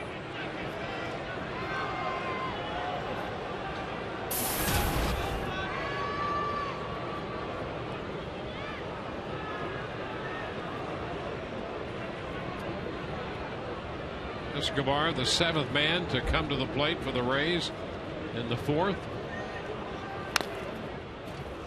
The cut, and he fouls it for a strike.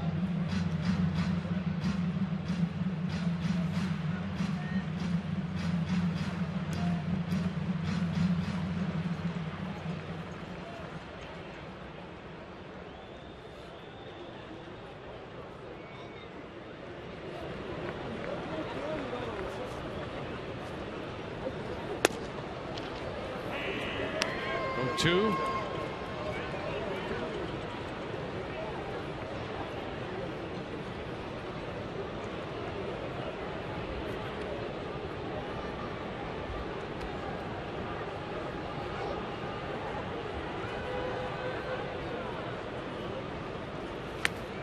And a swing and a miss.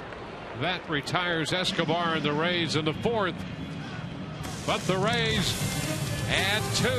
We go to the 5th. It's 7-0 Tampa Bay.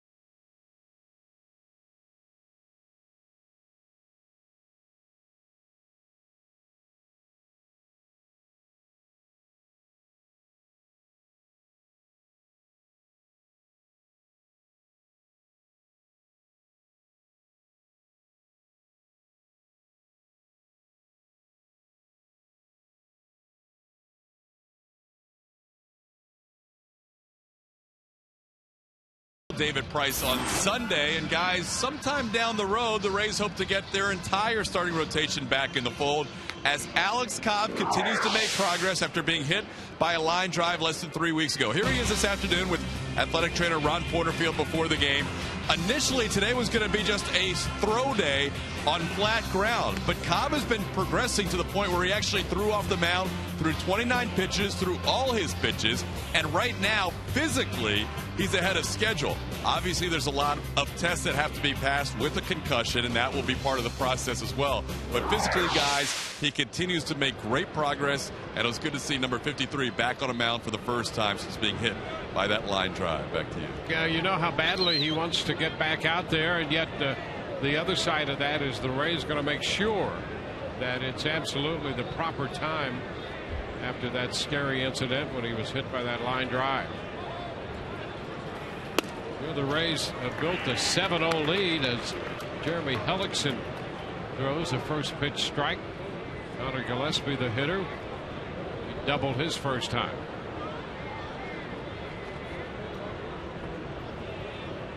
Beckham next, and then Fegley. 1 ball, 1 strike.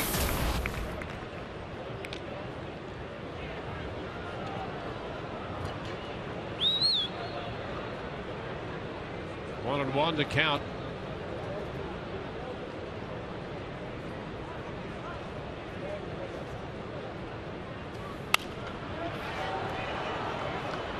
It's out of play. 1 and 2. New York batting in the bottom of the 6th at home, trailing the Orioles 2-1.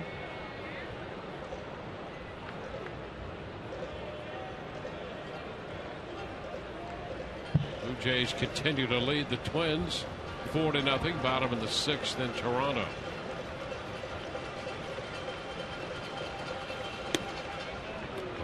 A little low right there. Red Sox on the West Coast against the Angels. You look at those teams and their schedules here leading up to the All-Star break, and the Rays realize they have an opportunity with a good homestand and what you could reasonably expect those other 3 teams to do. The Rays could move up a spot or two in the East. Longoria taking care of that ball in fair territory. Gillespie's out of there. Yeah, well, the key is one game at a time. Yeah, one game at a time, and that's the approach that these players have to take. Yeah, but then we get to look at the schedule. Yes, we do. And you see the Rays there with the White Sox, the Twins, and then Houston coming in. And those three clubs have struggled. So the Rays have an opportunity then to have a great homestand if they could do that. And even if the clubs ahead of them, they don't have to necessarily crater leading up to the All-Star game. The Rays, if they have a good homestand against these teams, they could find themselves certainly within close striking distance in the East. Gordon Beckham fouls it back. The Orioles, for an example, playing the Yankees in New York now, then they go home and play the Texas Rangers for 4, and then the Blue Jays for 3. Yeah. So that you could consider that a tough schedule. Sure. Leading up to the break. The Yankees home against Baltimore, then they have 4 at home against Kansas City and 3 against Minnesota. It's a long foul, and the count is 1-2. And the Red Sox are on the West Coast. They've got the Angels for 3, and then Seattle for 4, and Oakland to finish up before the All-Star break. And, you know, the Angels have not played well this first half. Yep. Seattle, you know, they can surprise you every now and then. The Rays are full aware of that. I mean, the last couple of years going out there for some big series in August, September range, and Seattle has played quite well against the Rays. It's tough to go to the West Coast. Yeah, and it's always difficult to go into Oakland. Yeah, oh, by the way, they're good. Yeah. It's tough to play there, but when they're as good as they are right now, that's right. That's a tough series going into the break, no question. Cavernous Stadium, the rowdy crowd.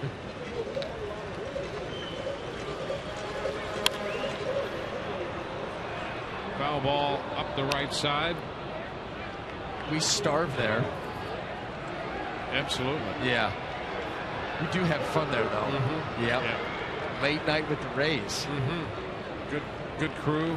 About the 6th inning, it starts to get really, really weird. Right after midnight. Now that you've made it public, we usually send out like secret messages. Oh, they'll forget. They won't remember tomorrow. Line shot up the left side, headed toward the corner. Next to the 3:15 marker, Beckham's going to head into second with a stand-up double. He's been one of the guys in this lineup for the Chicago White Sox who've been swinging a hot bat. And he picks up a 2-base hit with 1 out in the 5th. Now this pitch just catches a little bit too much plate. Beckham, nice job right on top of it. Smokes that ball down into the corner. You know, you look at those other schedules in terms of how difficult they might be. The Yankees probably have the most favorable next to the Rays. Tough on the West Coast for Boston. Baltimore, you could argue, with a tough schedule. So the Rays need to go 8-2. How's that? Well, no. They'd have to go 10-0. No, for you, yeah, they have to go 9-1. They went 3 out of 4. That would give them the 12-2 you were talking about. Well, they went 3 out of 4 in Houston, and then they go 9-1 here. That's your 12-2. So 9-1. 9-1. Right. And you were adamant about the 12-2, and they're absolutely capable. They could do that. No question. No question. Going to have to do the little things. Going to have to continue to hit the clutch, which they've been very good at. They're going to have to pitch. They've been doing that. Boy, they've been doing that. Yep. That's the encouraging thing. They're catching the ball. They're playing great defense. And the pitching starting to round into shape. And that offense is still there. And getting back to what you said a few moments ago, the one thing this team really does, and it's a cliche in many ways, but they do play one game at a time. Yeah. That's their focus. Yep. And they do that as well as anybody. And that's how Madden sets the tone.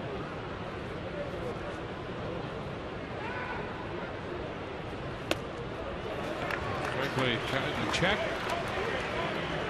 Count goes to 2-1.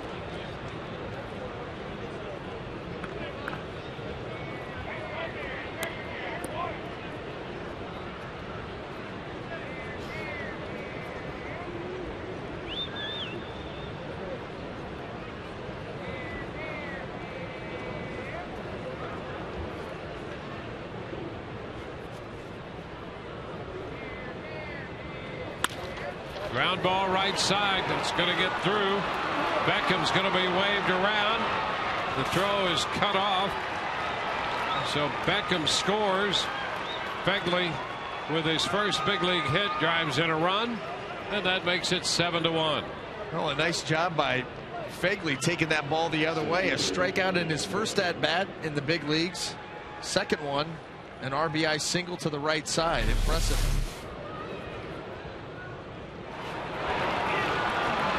Going to come up throwing here, just not enough on it. He's cutting it off.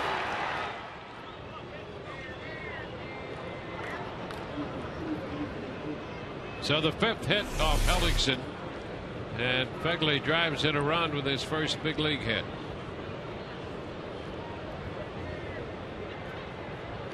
Look to Cody.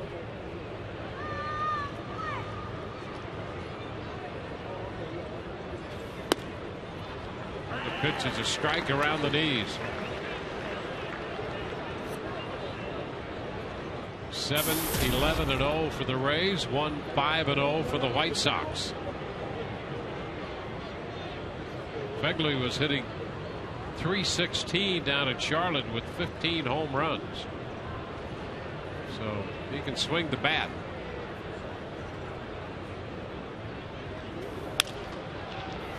Cody fouls this one out of play. 0-2.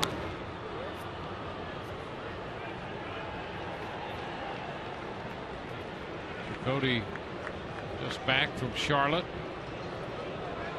Fegley making his big league debut.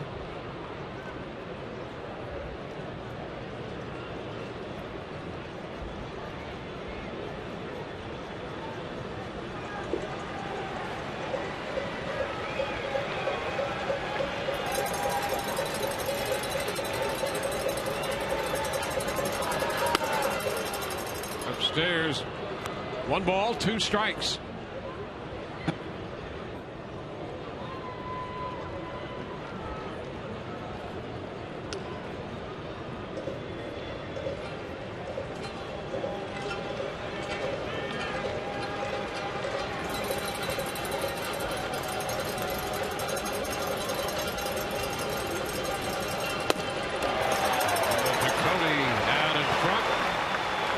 Strikeout number 6.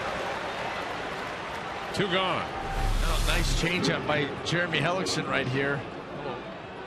Quick to the plate and then pulls the string. And I'll tell you, you knew that the changeup is always a big pitch for Jeremy Hellickson. Some teams a little bit bigger deal than others, but you look at this White Sox lineup and the way it lines up. I mean, they don't really walk. Fewest walks in the American League. Don't score many runs. Don't see many pitches. Trying to take advantage of that. Diaz, soft little one-hopper. Look at that play by Escobar. Safe at second as Johnson tried to get to the bag before Fegley. But a great effort by Escobar to glove it and then flip it back to Johnson. When Kelly Johnson realizes, and he hasn't played a whole lot of second base, when he realizes he's not peeling back to the bag, just assuming that Yunel Escobar is not going to be able to get to that. When he realizes he's not going for it, his only play is to head to second base, and he's just going to be late getting there, and you can see Fegley's going to beat it in.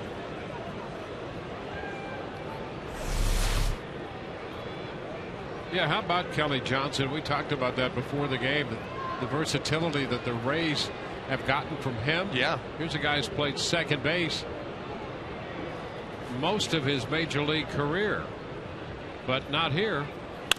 Ground ball off the bat of Ramirez to Escobar. This time to Kelly Johnson. They get the force play. Bottom of the 5th coming up. It's 7-1 Rays.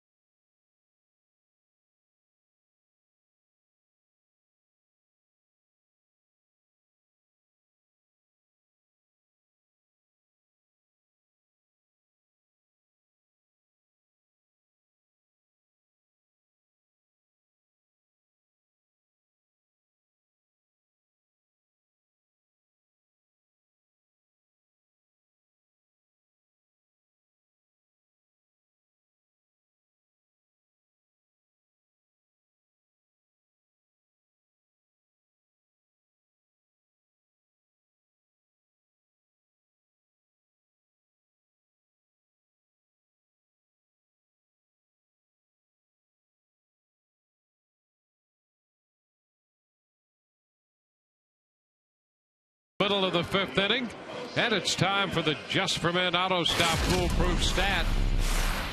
Well, player movement this year, highest average by players on a new team for the 2013 season. James Loney leads that list, with Torrey Hunter the only other hitter over 300.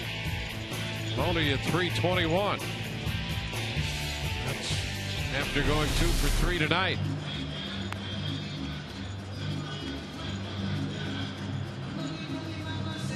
Rays put 5 up in the 2nd, 2 runs in the 4th. And they'll face a left-hander. Axelrod worked an inning and 2/3. Troncoso 2 1/3. And Dave Percy, the new pitcher. 26 appearances in Charlotte. ERA just over 3. See 43 strikeouts and 36 2/3.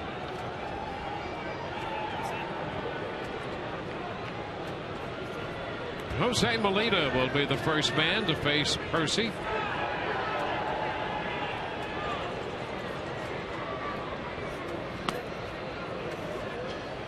Molina homered in the 2nd inning.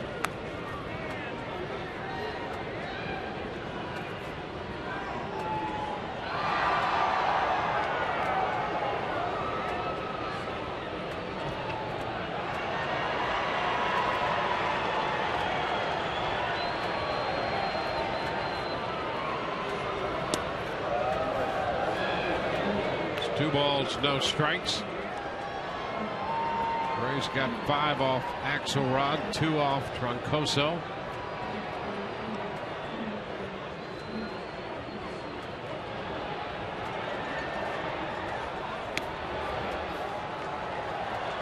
Percy promptly falling behind Molina, 3-0. Yeah, not close with anything.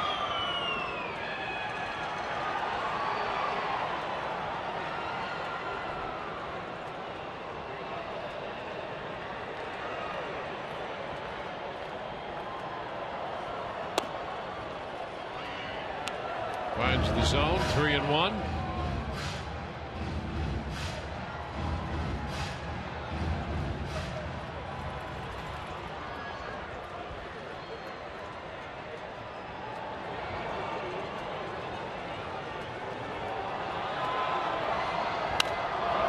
Molina takes that one foul. So the count is full.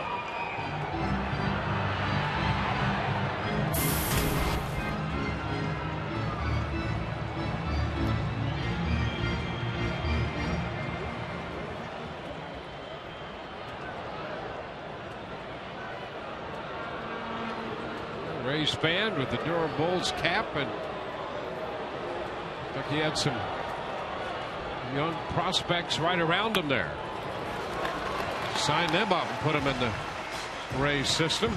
Molina draws the walk. Well, tomorrow, Baseball Night in America returns. Evan Longoria and the Rays play host to Alexi Ramirez and the White Sox. Baseball Night in America begins tomorrow at 6:30 p.m. Eastern, 5:30 p.m. Central, starting with the MLB All-Star Game Selection Show. And the Chevrolet Marquee pitching matchup tomorrow. Matt Moore goes after win number 12. Chris Sale on the hill, the lefty for the White Sox. Sale in at 5-7, but with a 279 earned run average for Sale. So that's a great pitching matchup tomorrow night.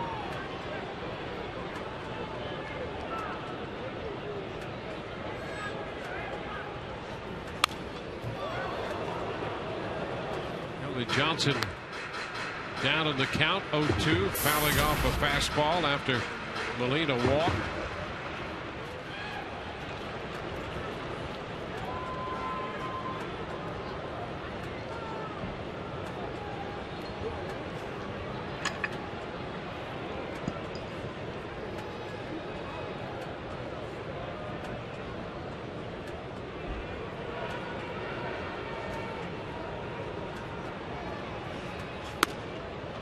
Up. You're talking about Kelly Johnson at second base in the top half of this inning. He played so much second base with the Braves and with the Blue Jays, but he comes here. He's made 38 starts at left. He's been the DH 10 times and 9 starts at third. And second base, oh, half a dozen. He's out there tonight, the 7th start he's made. The ball bounds away down to second base goes Molina. That's a wild pitch. Do you think?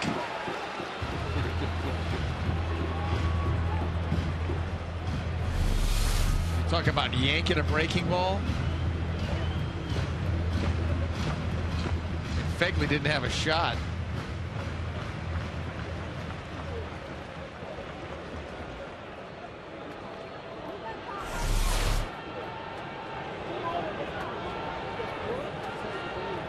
Two.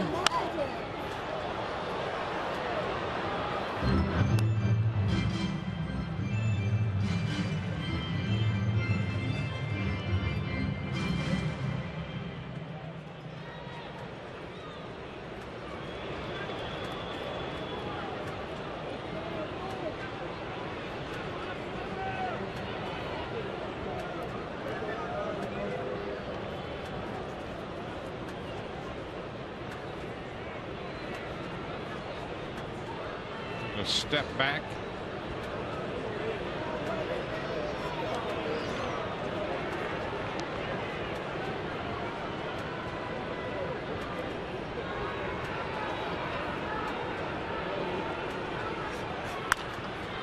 Popped up left side. Ramirez into the outfield, but in comes Diaza making the catch.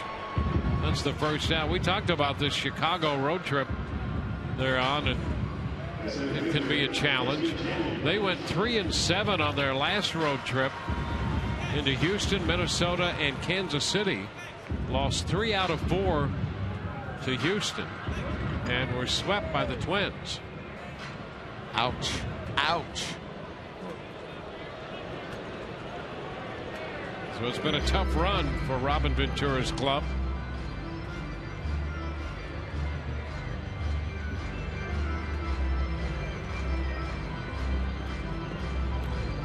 Desmond Jennings about to step in for the 4th time tonight as we play in the bottom of the 5th.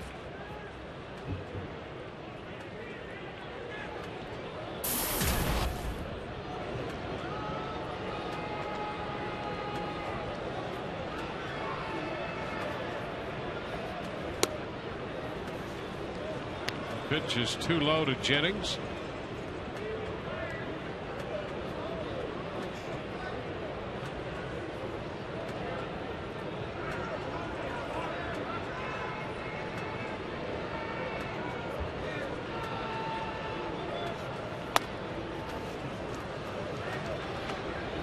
balls, no strikes.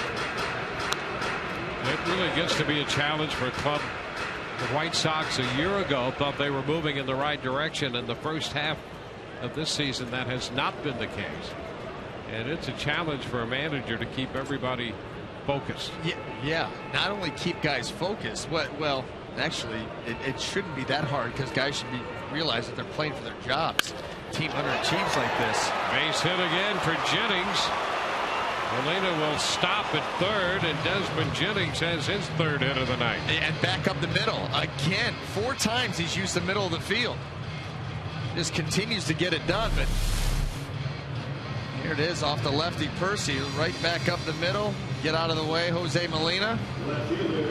Yeah, but you know, and think about, you got to keep them focused because there's tons of trade rumors going on right now. And you know that the White Sox are going to dump some of their veteran players. That's just going to happen to some contenders. So you got that swirling around amongst this terrible stretch, 10 and 24. It's a struggle, no question.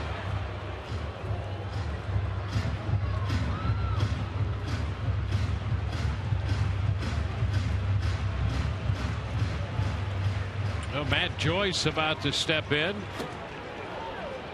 Matt with a single and a walk tonight and a run scored.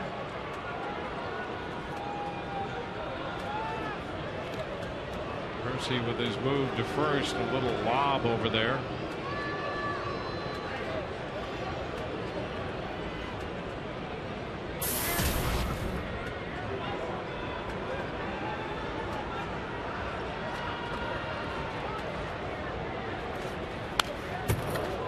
Joyce fouls that fastball back.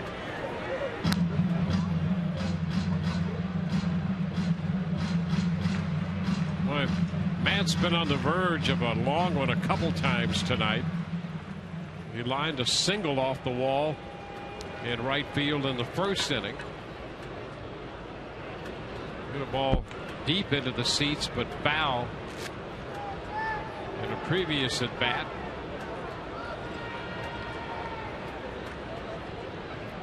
Walked his last time.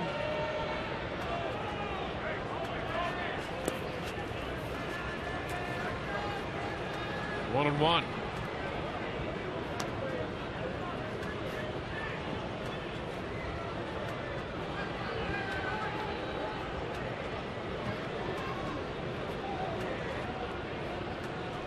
Percy has long time in the big leagues, initially with the Toronto Blue Jays. In Oakland and Detroit. Look out. Ball to the backstop. Joyce ducking that pitch. Ball rebounding to the catcher Figley, but the wild pitch allows Jennings to move up, and Molina stays put at third.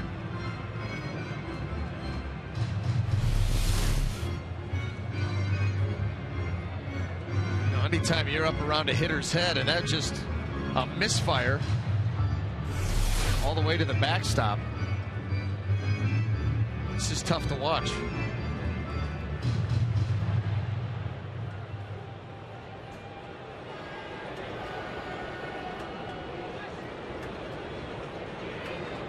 Second and third now. A couple wild pitches uncorked by Percy.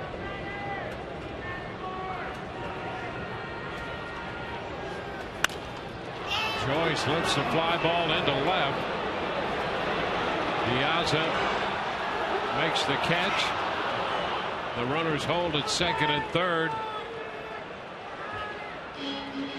Fans getting into the moment a little bit there. Just a bit.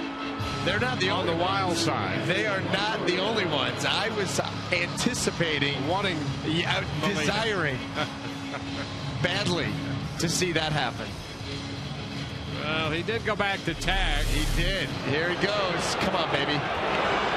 Oh, a couple of false steps and then get back.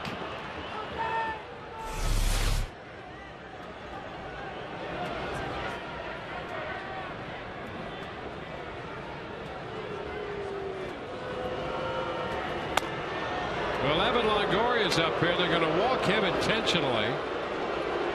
What?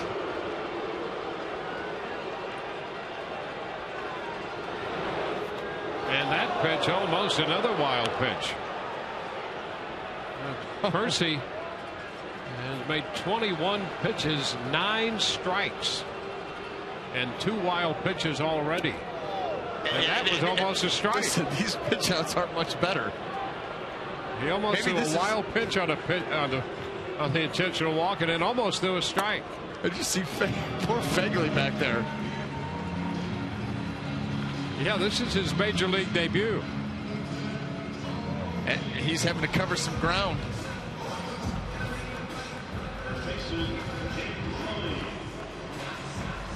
Well, the bases are loaded, 2 gone. James Loney, who has 2 hits and 3 at-bats. He struck out his last time. That was in the 4th inning when he went out of the zone high, chased a fastball.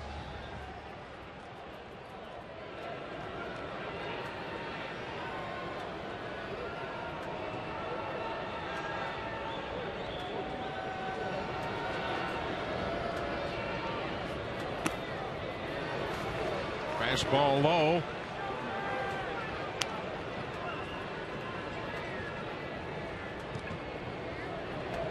Oh, the Rays just one swing away from really putting this game away.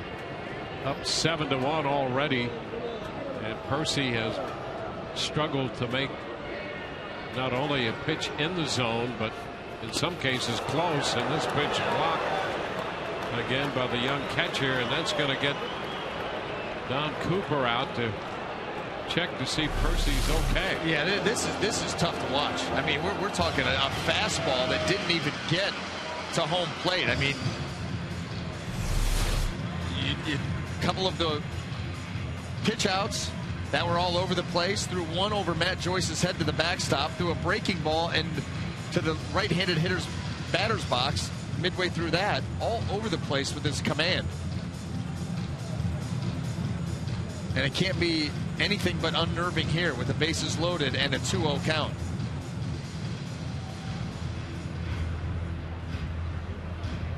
Well, Percy just up from Charlotte Wednesday.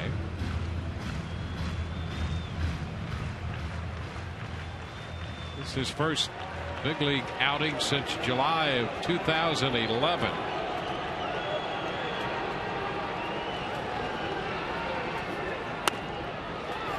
And he misses low. The count is 3-0.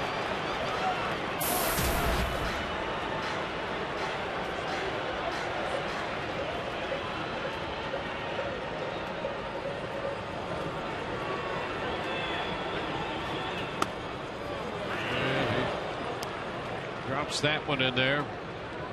Call strike here. 3-0. Now 3-1.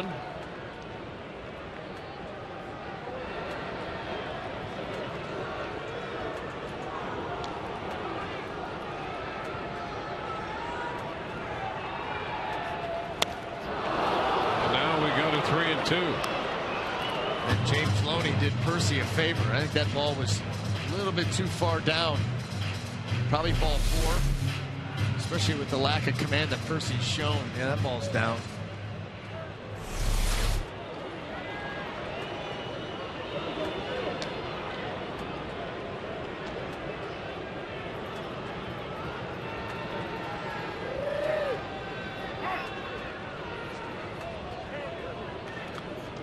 Rays have a dozen hits and 7 runs tonight.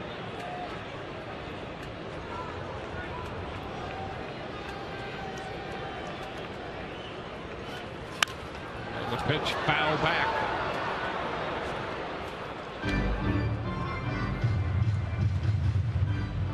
Simon Castro loosening in the bullpen.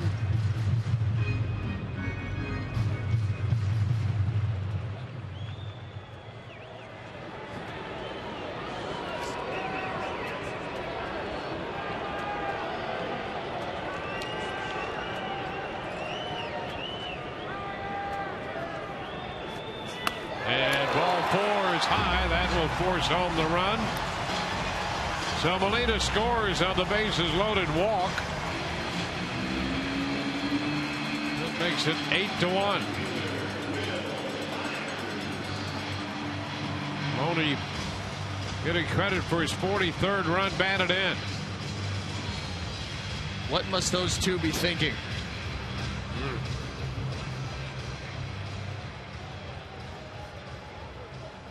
And now it's Will Myers.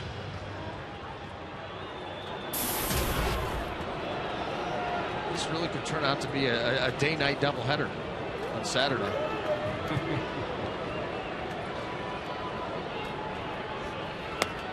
Pitch to Myers is a called strike.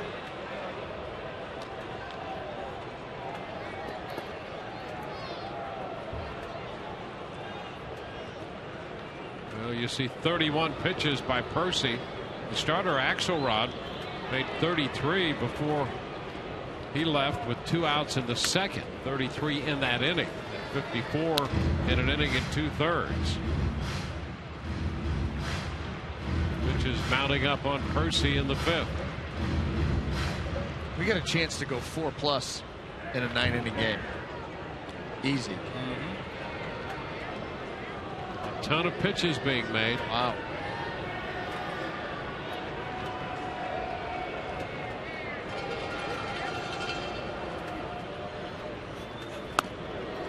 It's upstairs. 2-1. And most of them, well, at least this inning, not competitive. I mean, behind in the count. You got to give credit to the Rays hitters. You see the breakout there, 20 out of 33 in the wrong category. It has been a struggle. That's a lonely place to be out there when you cannot throw strikes. Myers fouls the fastball back. It's a 2-2 count.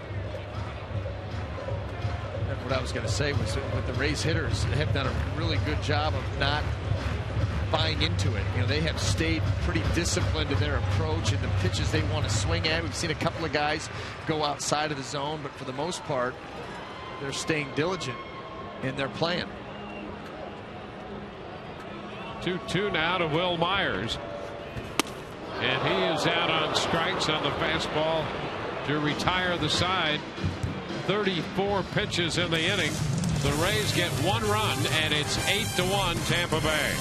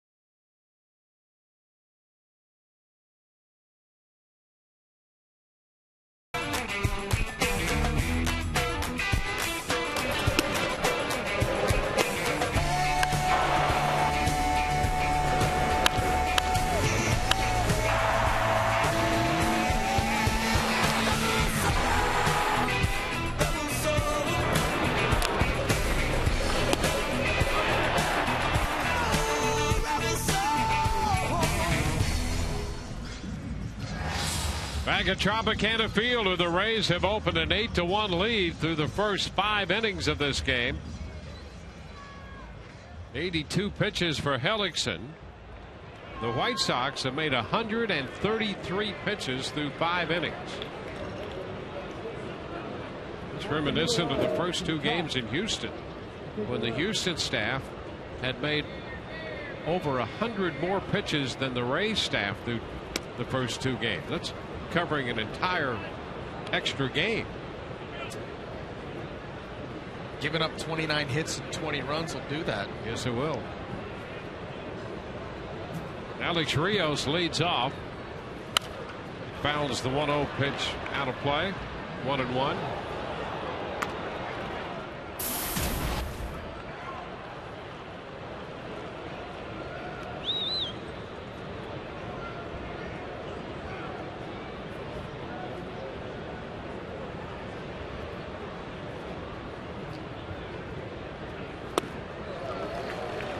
Rios out in front. This is the change. 1-2.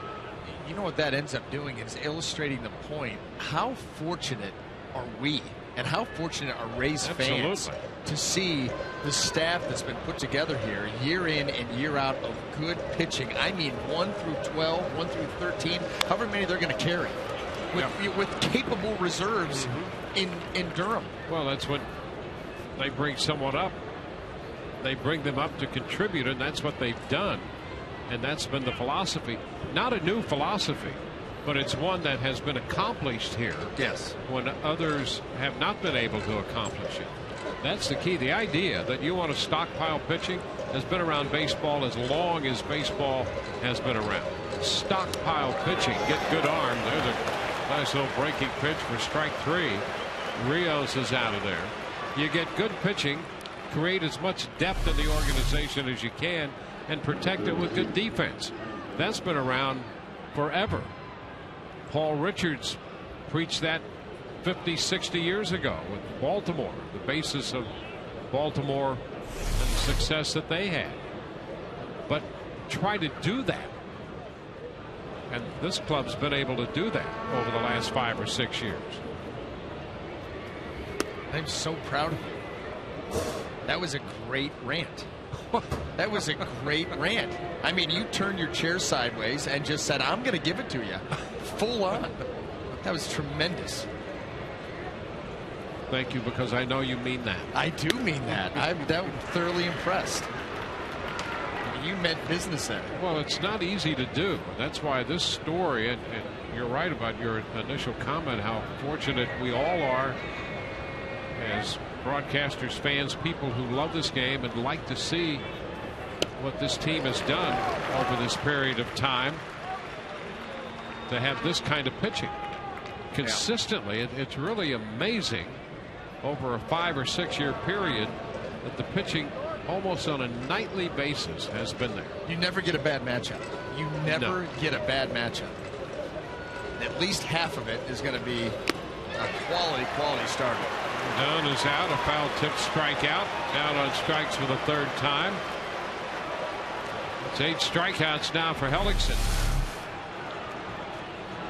Well, other teams, when they come in to a series with this club, they fully understand there's a good chance they're going to get a tough opponent out there on the mound against them that night. And it happens almost night in and night out for 5 or 6 years. Here's Keppinger sending a fly ball to center. Jennings is right there and takes care of it. 1, 2, 3. We got to the bottom of the 6th. It's 8-1 Tampa Bay.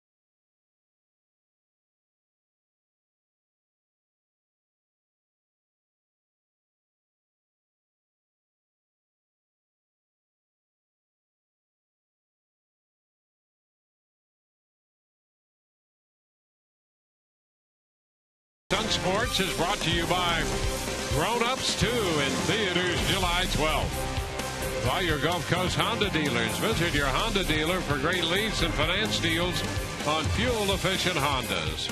And by Checkers, feast on.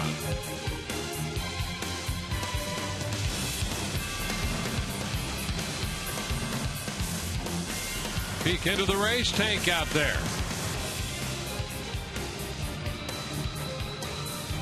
Rays on the field have built an 8-1 lead. Coming in to hit in the bottom of the 6th inning.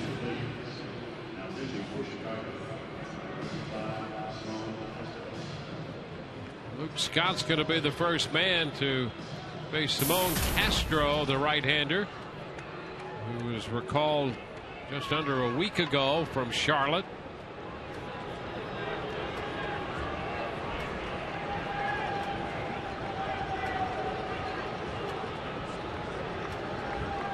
Luke 2 for 3 tonight.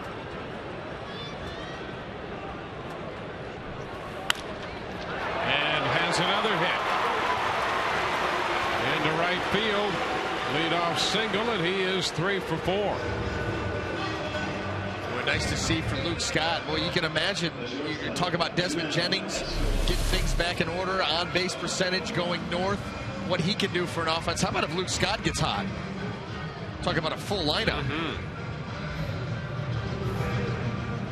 Joe Madden talking about the idea that Longoria wanted to play third base tonight, opened a spot at DH, and he was happy to give that spot to Luke because he had such a good homestand before the team hit the road for that 4-game series over in Houston. Tough to find a spot for him in that series. Escobar up here takes a strike from Castro.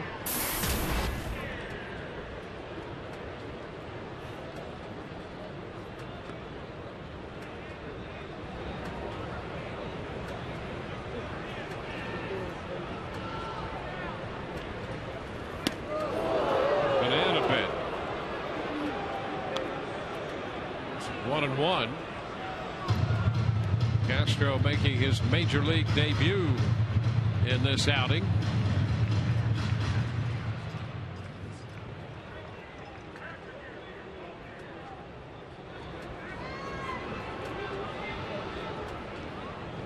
Only 5-year-old right-hander. Ground ball. There's a base hit. He's greeted with a couple base hits from Luke Scott and Yunel Escobar. So 2 men on with nobody out. Let's check in with Kelly Nash. Kelly?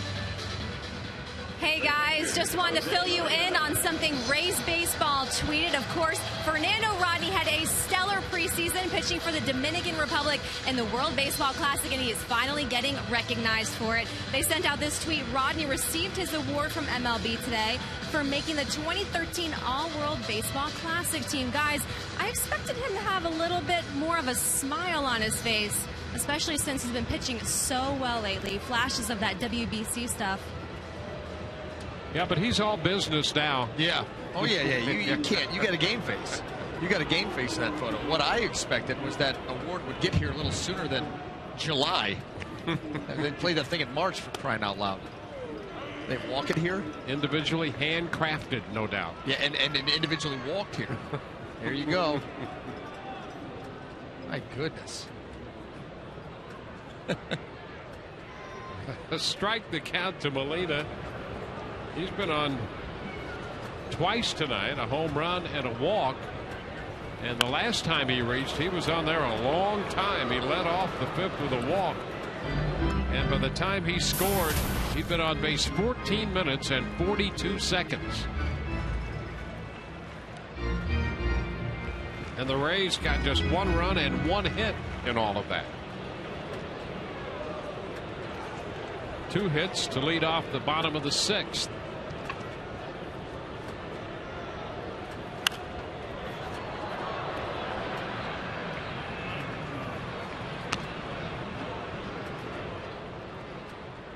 So Molina facing Castro. Castro originally signed with the San Diego Padres organization.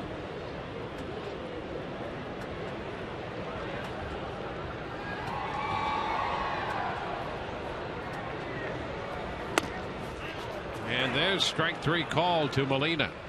Yeah, no Slider argument. caught him looking. No argument. They wanted this pitch away, but actually Castro ends up starting it in off the plate. That's what freezes Molina. Gives up on it, and it breaks right to that inside corner. Castro getting his major league debut, had to wait a while for it. Started his pro career in 06 and then was called up on the 29th of June. And finally getting into a game here tonight. This is up and away to Kelly Johnson, 1-0. That's odd, because usually when a guy comes up for the minor leagues, especially the first time, they try to fire him into a game right away. So you don't sit down there and think about it for days on end.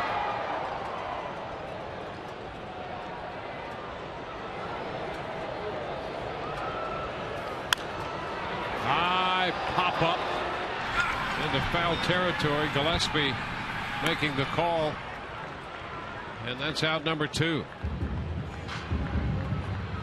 Well, the Rays lead here 8-1.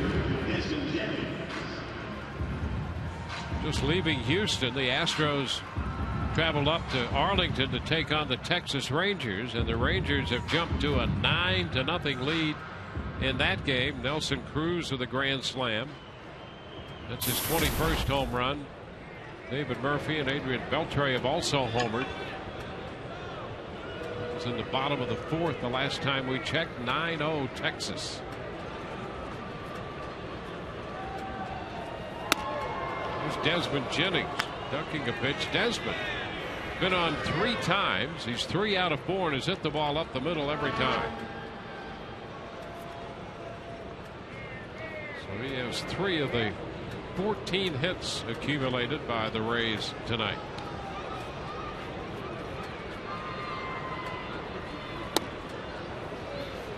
Slider misses. 2-0.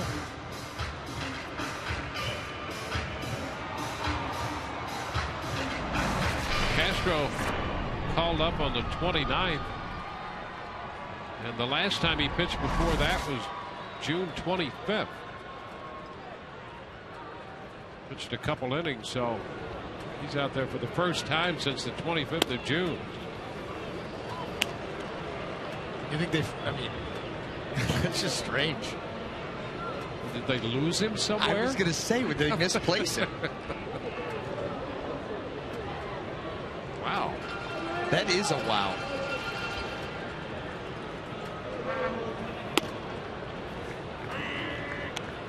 Three and one.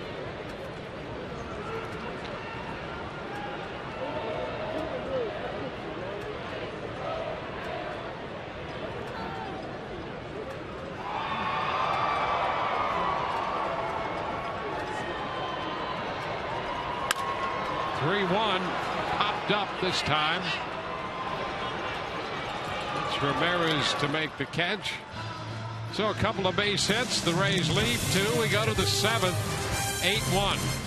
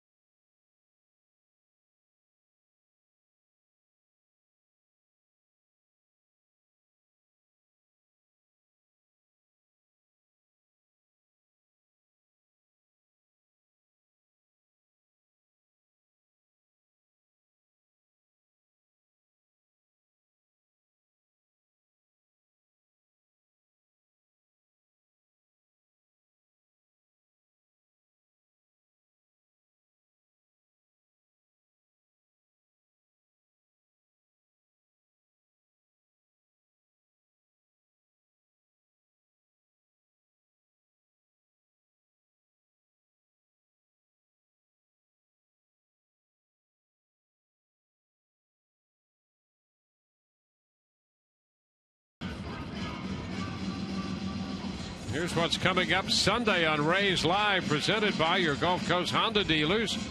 The All-Star selections. David Price will take the hill for the first time here at home since returning. And it will, of course, be Kids Sunday. All of that coming up on the Gulf Coast Honda dealers Rays Live.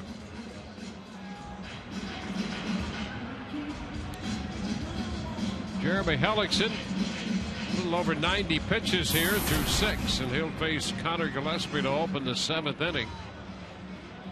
He's allowed a run on 6 hits and has 8 strikeouts. Yeah, lost in the struggles of the Chicago White Sox pitching staff has been what Jeremy Hellickson has been able to do tonight. Despite some long innings sitting on the bench, he's just continued to go out there, plod away, make quality pitches.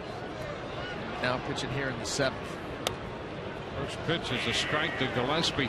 You know, we talked about Price and his great performance in Houston. Didn't get to 90 pitches, 7 innings though, 70 pitches, and the ups and downs of that. And he was so good. Now here's Hellickson pitching tonight, and the Rays have had some long innings. How difficult is that for a pitcher? I got to be honest with you. There have been times where when you feel good, you feel like you're in complete control of the game, your stuff is good, you feel like you're hitting your spots, you get a certain lead, and then you're almost like, all right, guys, let's come on. 1, 2, 3, get me back out there. We're going to win this game. Yep. I'm tired of sitting here for 20, 25 minutes. So you really, not like you're ever rooting against your teammates, but you don't mind the quick innings. You want to get back out there and pitch. It's, you know, listen, you appreciate everyone they score for you, but I'm just telling you that feeling comes up when you get to a lead like this, 8-1. You're like, all right, I want to get back out there and finish this thing off. So are you saying it's more of a psychological than physical? Yeah, yeah, absolutely. Because what ends up happening is even those long innings where you sit there, and you know what, that's for me. That may not be for everybody. There may be some pitchers that really struggle in sitting for long periods of time. Backhanded by Kelly Johnson. Played that one like he's been at second base before, which, as we all know, he has for most of his career. Nice job. That's his 4th position on this team. But yeah, no, for me it was not an issue, because what I ended up doing is when you go back out there to the mound for your warm-up pitches, you took them serious. You throw the first one in there to get the arm going, and then you made a couple of pitches. By that time, you're right back in the swing of the game, and that was, you know, you were fine. Some guys may feel different. Gordon Beckham pops it up. It's Escobar into foul territory. A couple quick outs here in the 7th inning.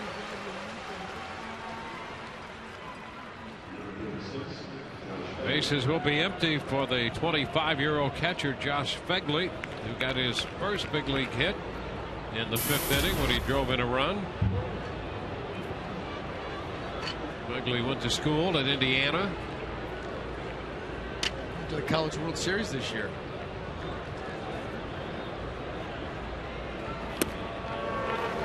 Swing and a miss.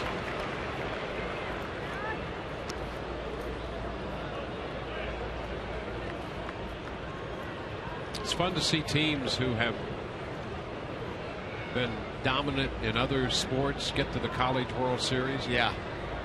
Yeah, in Indiana, you're not expecting. You've got all of those warm weather schools that play in great weather and a lot of baseball. Yeah. A little bit of a challenge once you get north. Hey, listen, I can remember my junior year going to our spring trip, and we were at to play University of Arizona. And they were, I think, our 5th or 6th game of the season, and we were more than halfway down their schedule. Fegley out on strikes. It's a 1-2-3 7th inning. Strikeout number 9 for Jeremy Hellickson. 7th inning stretch time at the ballpark.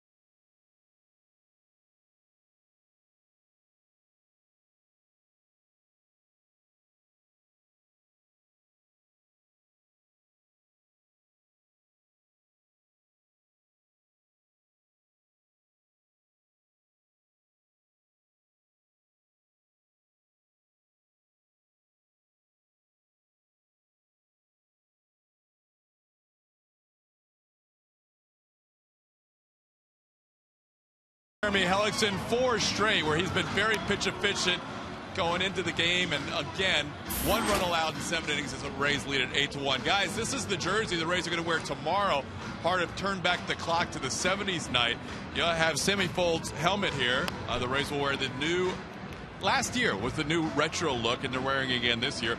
Kind of, it's what the people would imagine if the Rays were playing back in the 70s, what their look would be. There's the cap. This is the Ben Zobrist jersey, as you can see. And the Zobrist jersey, of course, does not come with this tomorrow. But you've got the Super Zo utility belt underneath right there. So there you go. That's tomorrow. Well, Todd has covered it all once again. Well, you know what? Leave it to Todd Callis to church this broadcast up. Love it.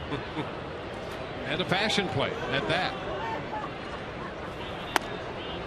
Matt Joyce leads off the bottom of the 7th. There's another look at that super utility belt.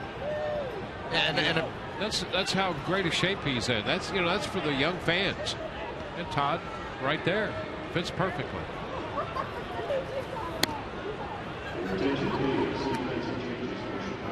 Two 2-0.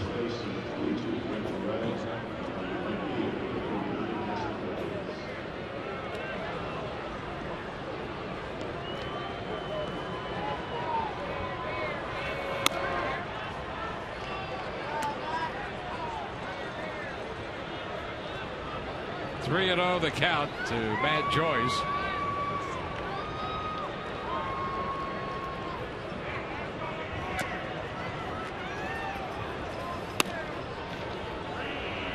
Three and 1.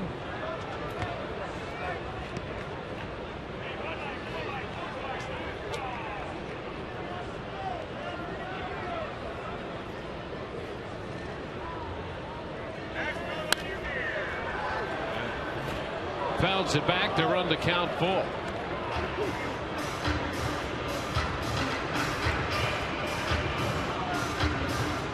Morrell in the game. Now at first base, replacing Keppinger, who slides over to play second. He replaces Beckham, who slides over to play short. Gillespie still at third. And Joyce is out on strikes. And in the outfield defensively, Casper Wells out there in right field.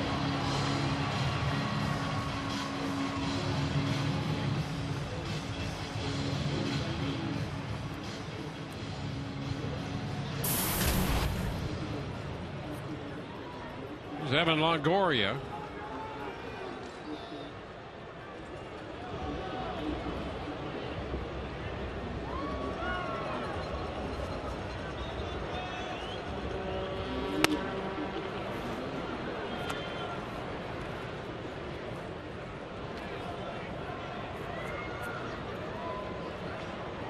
Cesar Ramos up in the Rays bullpen. They have 7 innings from Hellickson tonight. The slider that finds the zone to Longoria, and it's 1-1.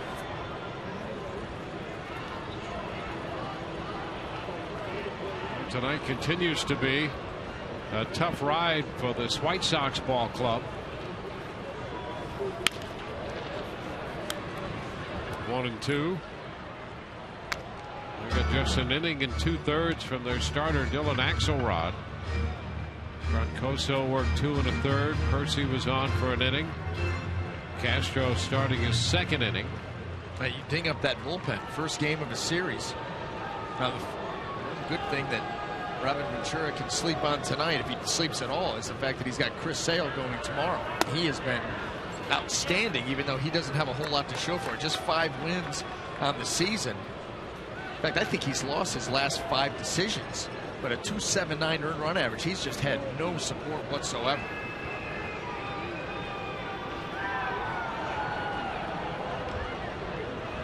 Two the count to Evan.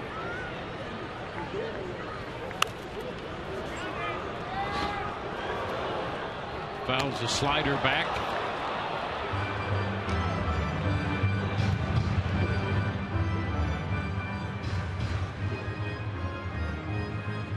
Castro came in making his major league debut, and gave up a couple of base hits to Scott and Escobar, but stranded 2. And a slider again that misses. So it's a full count.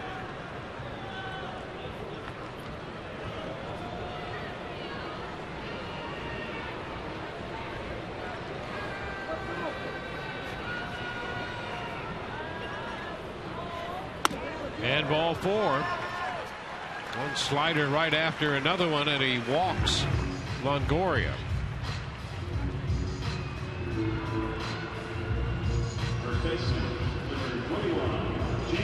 That will get James Loney up there. Loney with 2 hits. Singled his first time to extend his hitting streak to 16.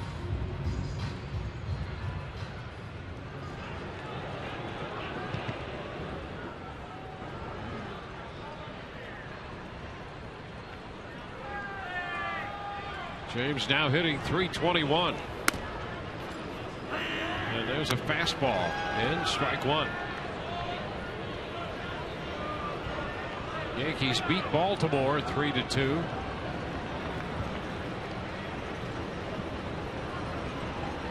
Yankees scored 2 in the bottom of the 9th and beat Jim Johnson. High popper. Keppinger out from second, waiting for it. 2 outs. Vernon Wells, a walk-off home run for the Yankees. No, a walk-off single. Walk-off base hit. That made it 3-2 as the Yankees scored 2 in the bottom of the 9th. Now a little bit of a concern for the Orioles. The uneven Jim Johnson this year. Well, he had hit such a streak. It was a 34-35 straight going back to last year, but then he got dinged up a couple of times and no longer the sure thing that he was.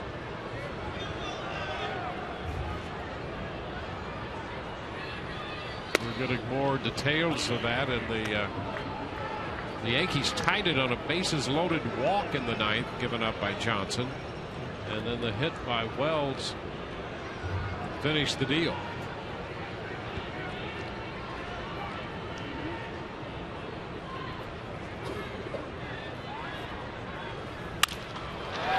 And to right off the bat of Will Myers, caught by Casper Wells. And so Myers is out. So are the Rays here in the 7th inning. Ball game heads into the 8th. It's 8-1 Tampa Bay.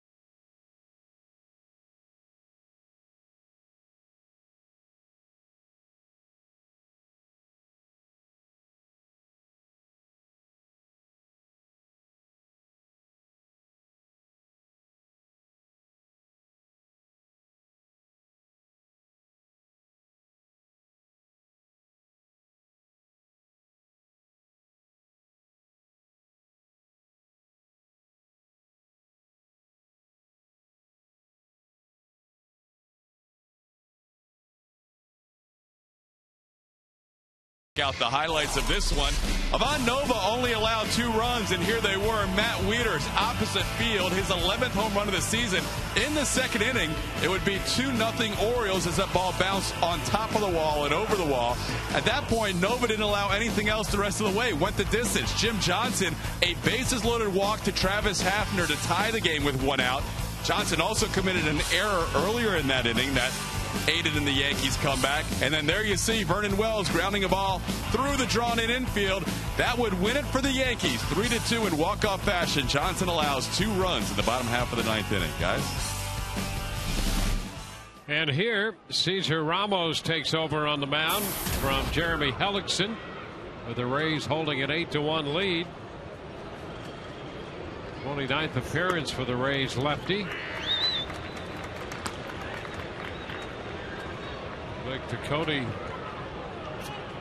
leading off the inning, and the first pitch was a strike. Ducote had an infield hit in the 3rd.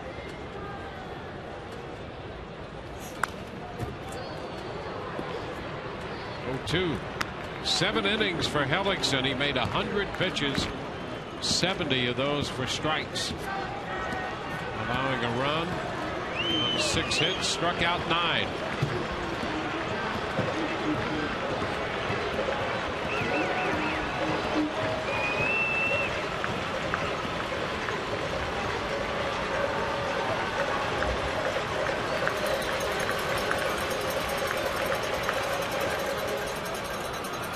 Ball, 2 strikes.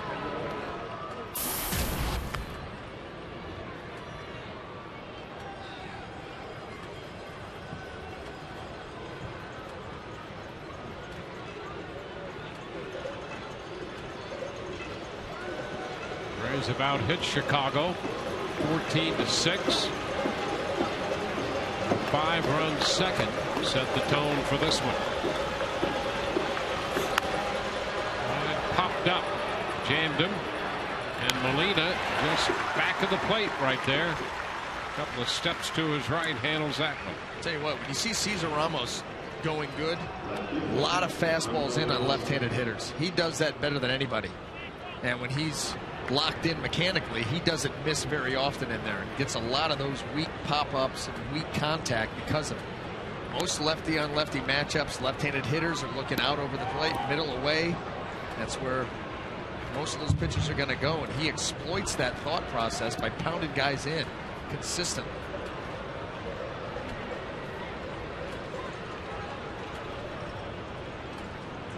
It's Alejandro Diaz.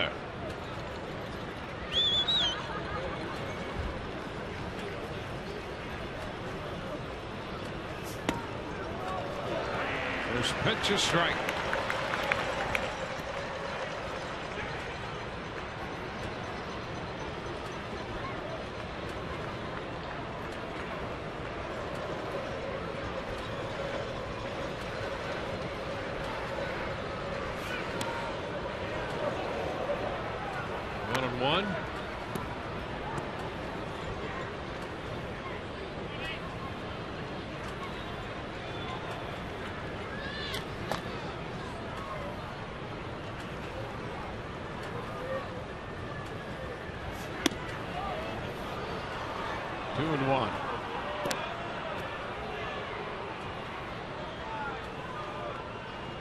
Morel is on deck.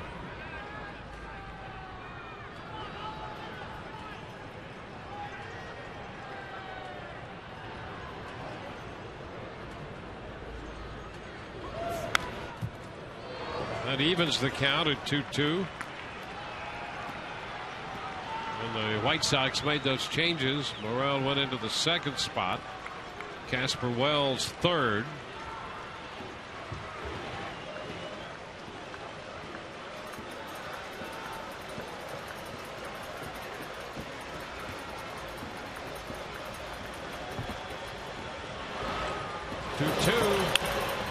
Down to first, and a nice pickup there by Loney with Ramos covering.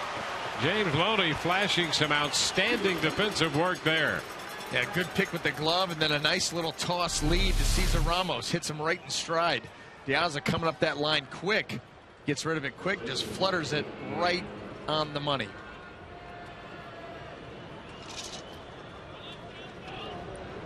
goalie. Give him something to do in the offseason. Yeah, how about the touchdown pass? And that.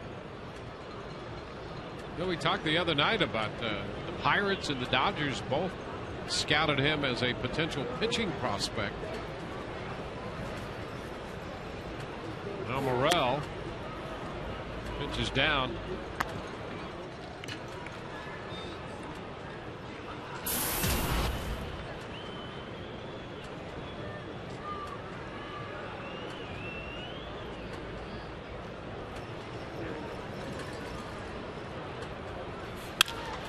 Morrell shoots it into right.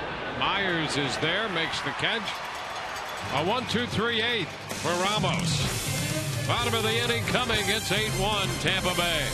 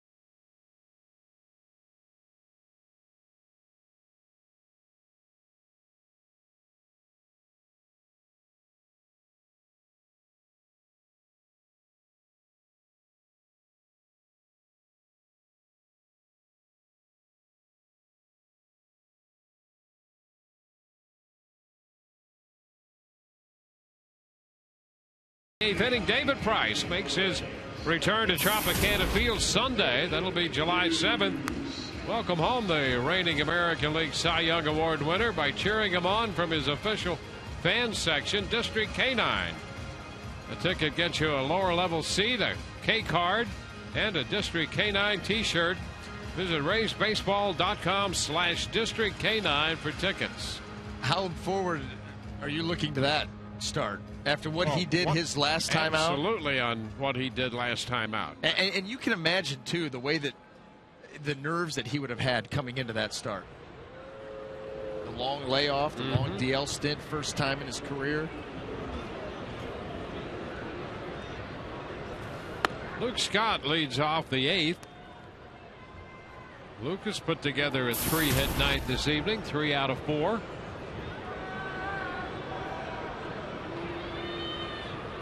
Average up to 253.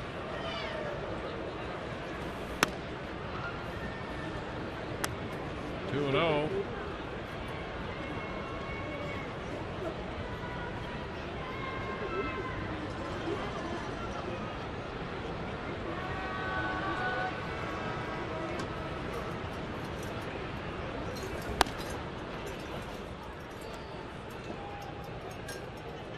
Three and 0 the count.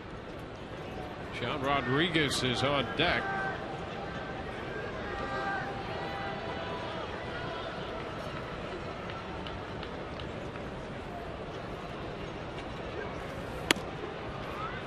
Luke takes a strike, 3 and 1.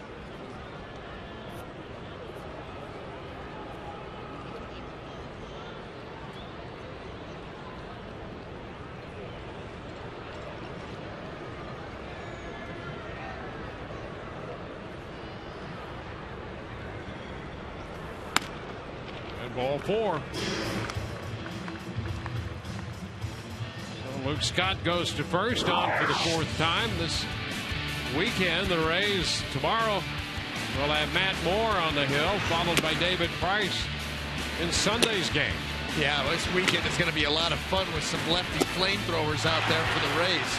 And you're going to get one in the White Sox with Sale going tomorrow. But Matt Moore, who had a little bit of a bump in the road, has rebounded nicely, winning a few games right in a row, 3 games right in a row. And then David Price, boy, his debut could not have gone any better. I'm telling you, that was one of the masterpieces. That may be the best 7-inning game I've ever seen pitched.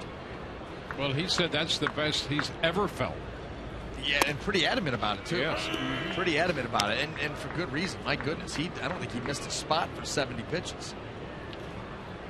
You know, it's one thing to say that immediately after a performance. He said it the next day, still right there with it. Yeah, we went right back to that question. He's like, listen,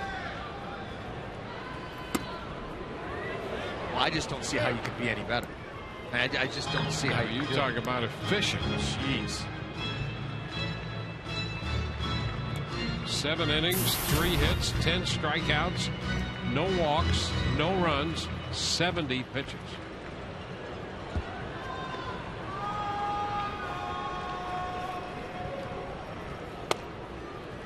I'll figure out. Okay, let's just figure this out.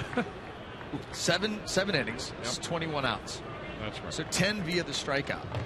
Okay? If they were all 3-pitch strikeouts, so you got 40 pitches left to get 11 outs. And that's if they were all 1, 2, 3. I mean, that's absurdity. Yep. That's what happened. Rodriguez out on strikes.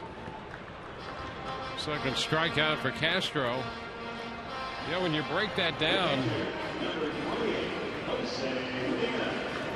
he faced one man over the minimum because there was a double play and a pickoff caught stealing in the mix. 3 hits. So yeah, and so all the punch outs were on 3 pitches. You now have 40 pitches to be able to give up 3 hits and get 11 more outs. Yeah. Astounding. That's great pitch distribution. Astounding. A strike to count to Jose Molina. 1-1.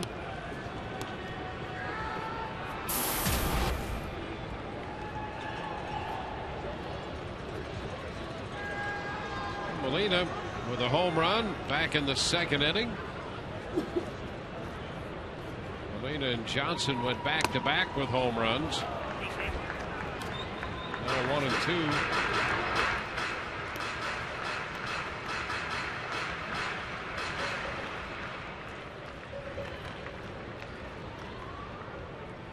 So the Rays have drawn 7 walks tonight, and they have 14 hits, 8 runs.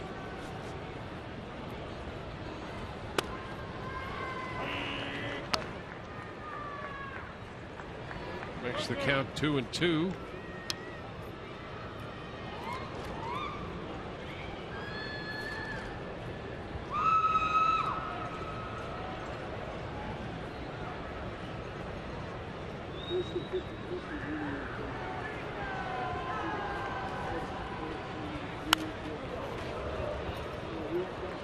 And that forces another 2-2 pitch to be made. That foul ball. Scott's at first with the walk.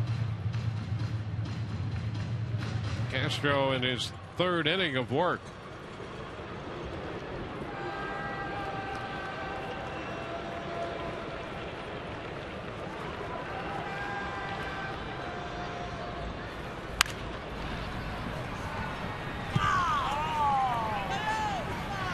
Down near the bullpen there, and a souvenir distributed.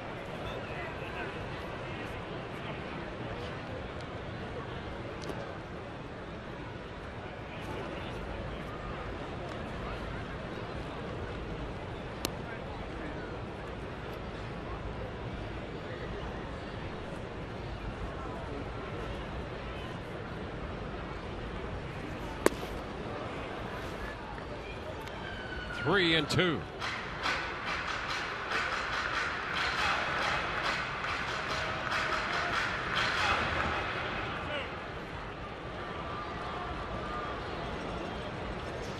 He's got 5 off Axelrod, 2 off Roncoso, and a run off Percy.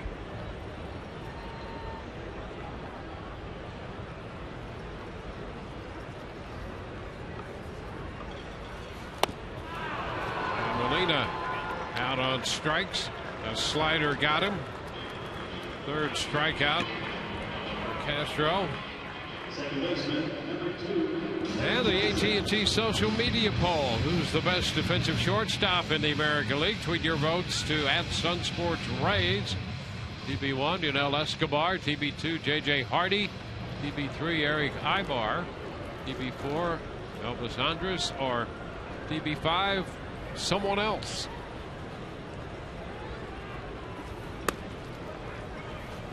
Kelly Johnson connected in the 2nd inning, his 12th home run of the year.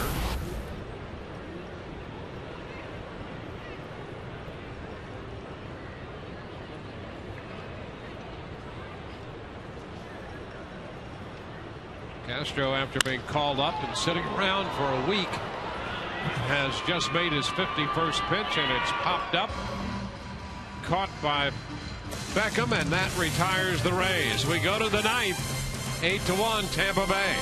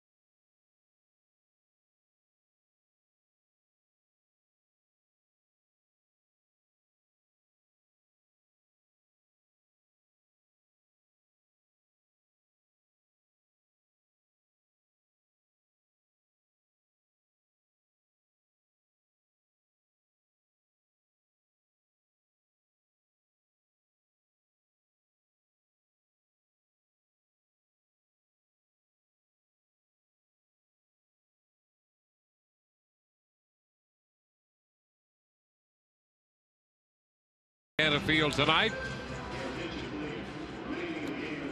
Coming up on Rays Live, the post game presented by Checkers. Todd Narestis will anchor from the left field desk. BA and I'll break down key moments from the booth.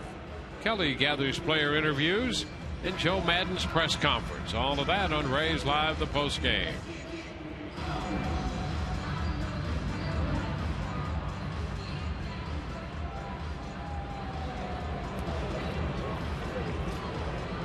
Cesar Ramos had a perfect 8th. Here in the 9th, Sean Rodriguez takes over at shortstop. Casper Wells leads off here in the 9th. First pitch is a strike.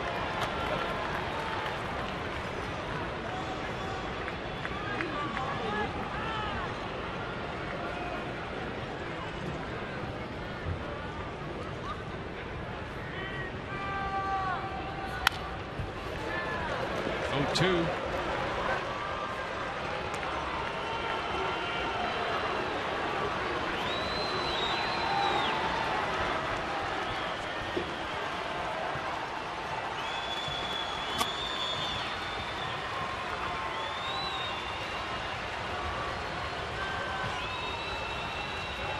Two strikes the count.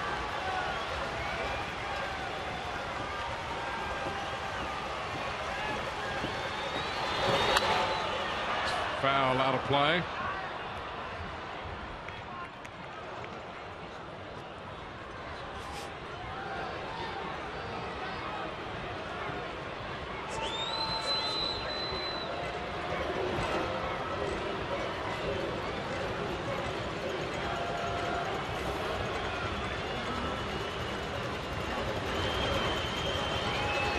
Ellickson working the first 7. Ramos beginning his second inning. This is upstairs. 1 and 2.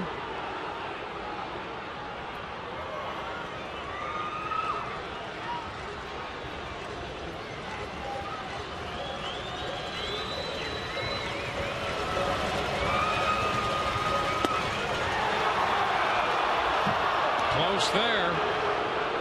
Close enough. But it's a ball. 2 and 2. The fans are starting to rumble, D-Wayne. You know what that is? Not for a Rays victory. Yes. One more and it's pizza. That's right. Pizza time. Here we go. Pizza time. Swing and a miss. 10 strikeouts for Rays pitching. There's the pizza man. There he is. They love it. They can't get enough of it.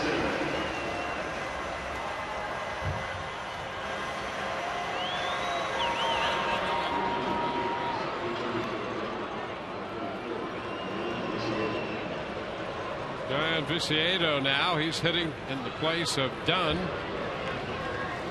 Dunn 0 for 3 tonight. Pitch is a strike.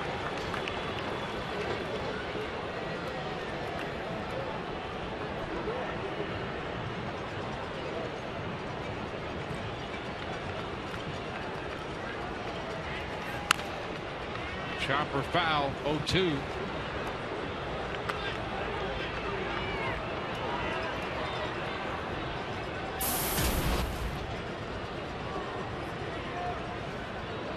Rays with 5 runs in the second tonight, 2 runs in the fourth, another run in the fifth. Ellickson took care of the White Sox, limiting them to a run on 6 hits through 7. Didn't walk anybody and struck out 9. Viciedo fouls it out of play. 0-2.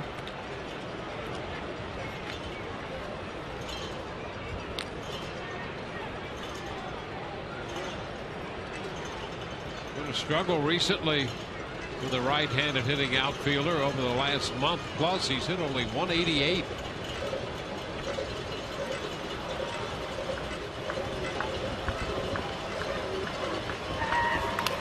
And a big cut, a foul ball there. Count still 2 strikes.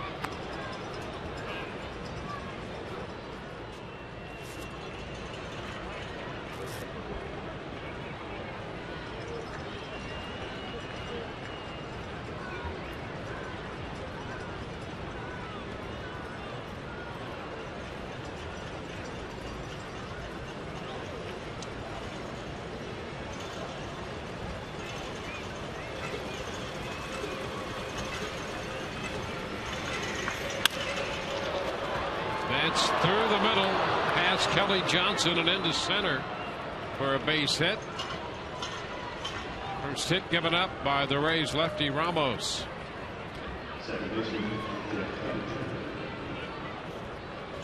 And now Jeff Keppinger is playing second base. Keppinger's popped out, lined out, and fly ball his last time.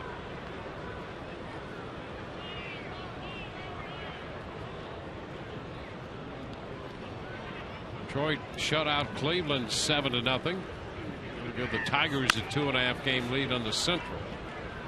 Keppinger bounces one foul.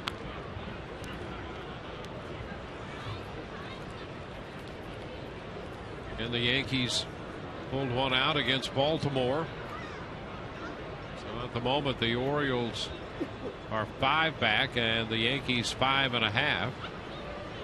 Rays with a big lead here in the 9th inning. Trying to get to 6 at the moment. 1-1 to count on Keppinger.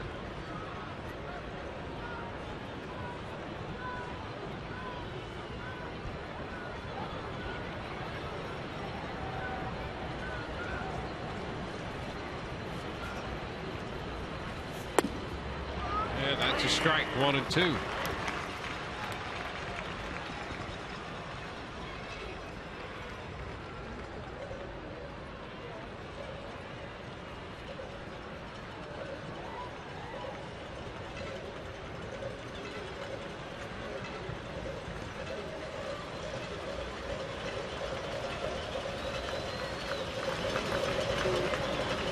1-2 delivery.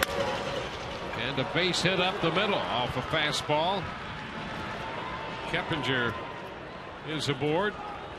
2 men on with 1 out. The game that would not die.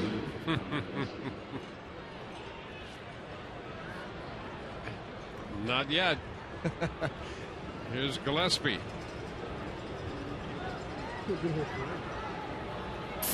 Rays would like to see Ramos roll up a double play ball here and put this one, the White Sox, out of their misery. 8-1. The Rays have out hit the White Sox 14-8.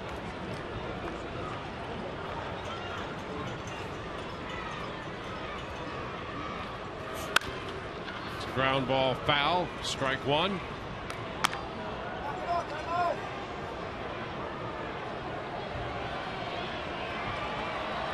The Rays grabbed the lead early, added on. And that's what you want to do if you're the Rays, as they try to take advantage of this long homestand at home leading up to the break. Yeah, this has not been the most beautiful ball game. If you're a Ray fan, if you're a Rays player, of course, a win. But that's exactly right. They've done what they needed to do, and it looks like, you know, they should be able to finish this ball game off. A little soft liner that's off the glove of Longoria. Fold is going to come in to make the pickup. And the bases are loaded here on that little soft line single. You certainly hope that they're going to be able to finish it off. A couple of base hits, and then this little guy right here. This ball comes in. You see the swing. It eats up Gillespie's hands and just, right off the tip of the glove.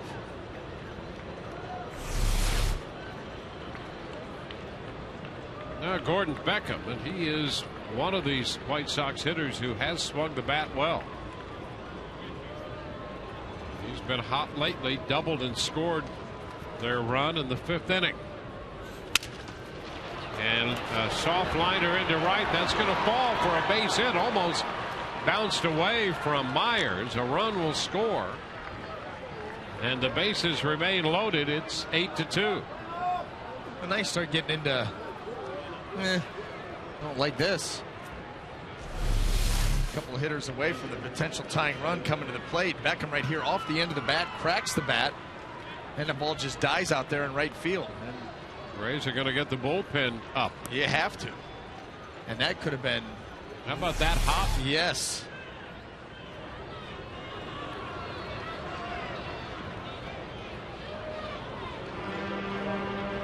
Josh Fegley, the catcher. And a liner into center field. That's going to be caught by Jennings. A tag by Keppinger. He will score. It's 8-3. The Rays gladly give up the run to take out number 2 here in the 9th inning. Especially because Fegley hit that ball hard. I mean, if that's not right at Desmond Jennings, if that's a gapper, look out.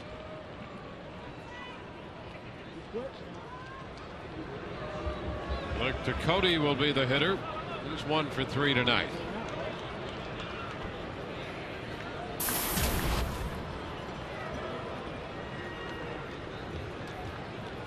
So a couple runs across the plate.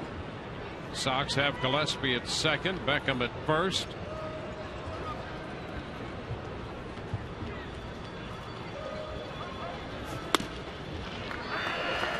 And that's a strike to Cody.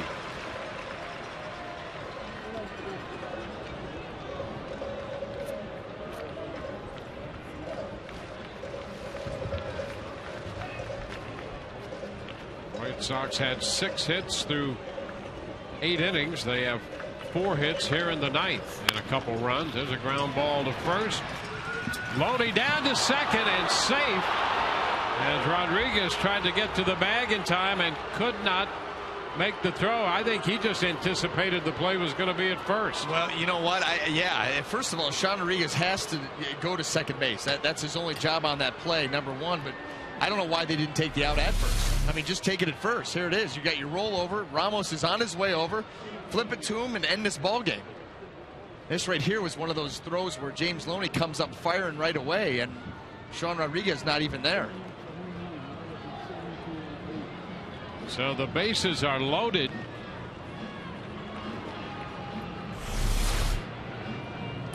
This has not been the most picturesque of contests. No. And that certainly left something to be desired right there. Yeah, that was just sloppy baseball that has extended this ball game. And now you've got the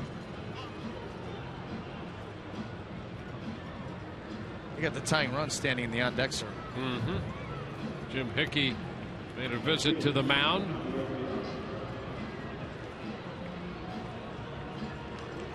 So the bases are loaded.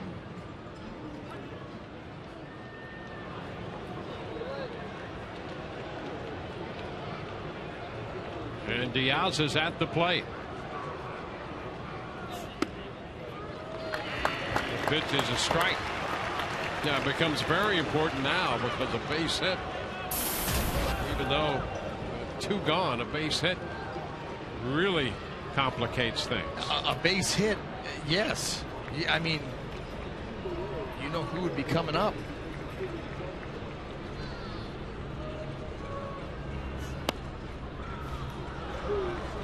One and one.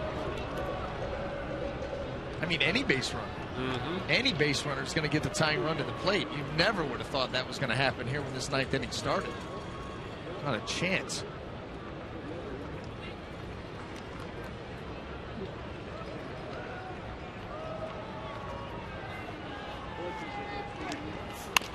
And a chopper this time for Johnson. Throw to first will end it. White Sox send 8 men to the plate just to complicate things in the 9th.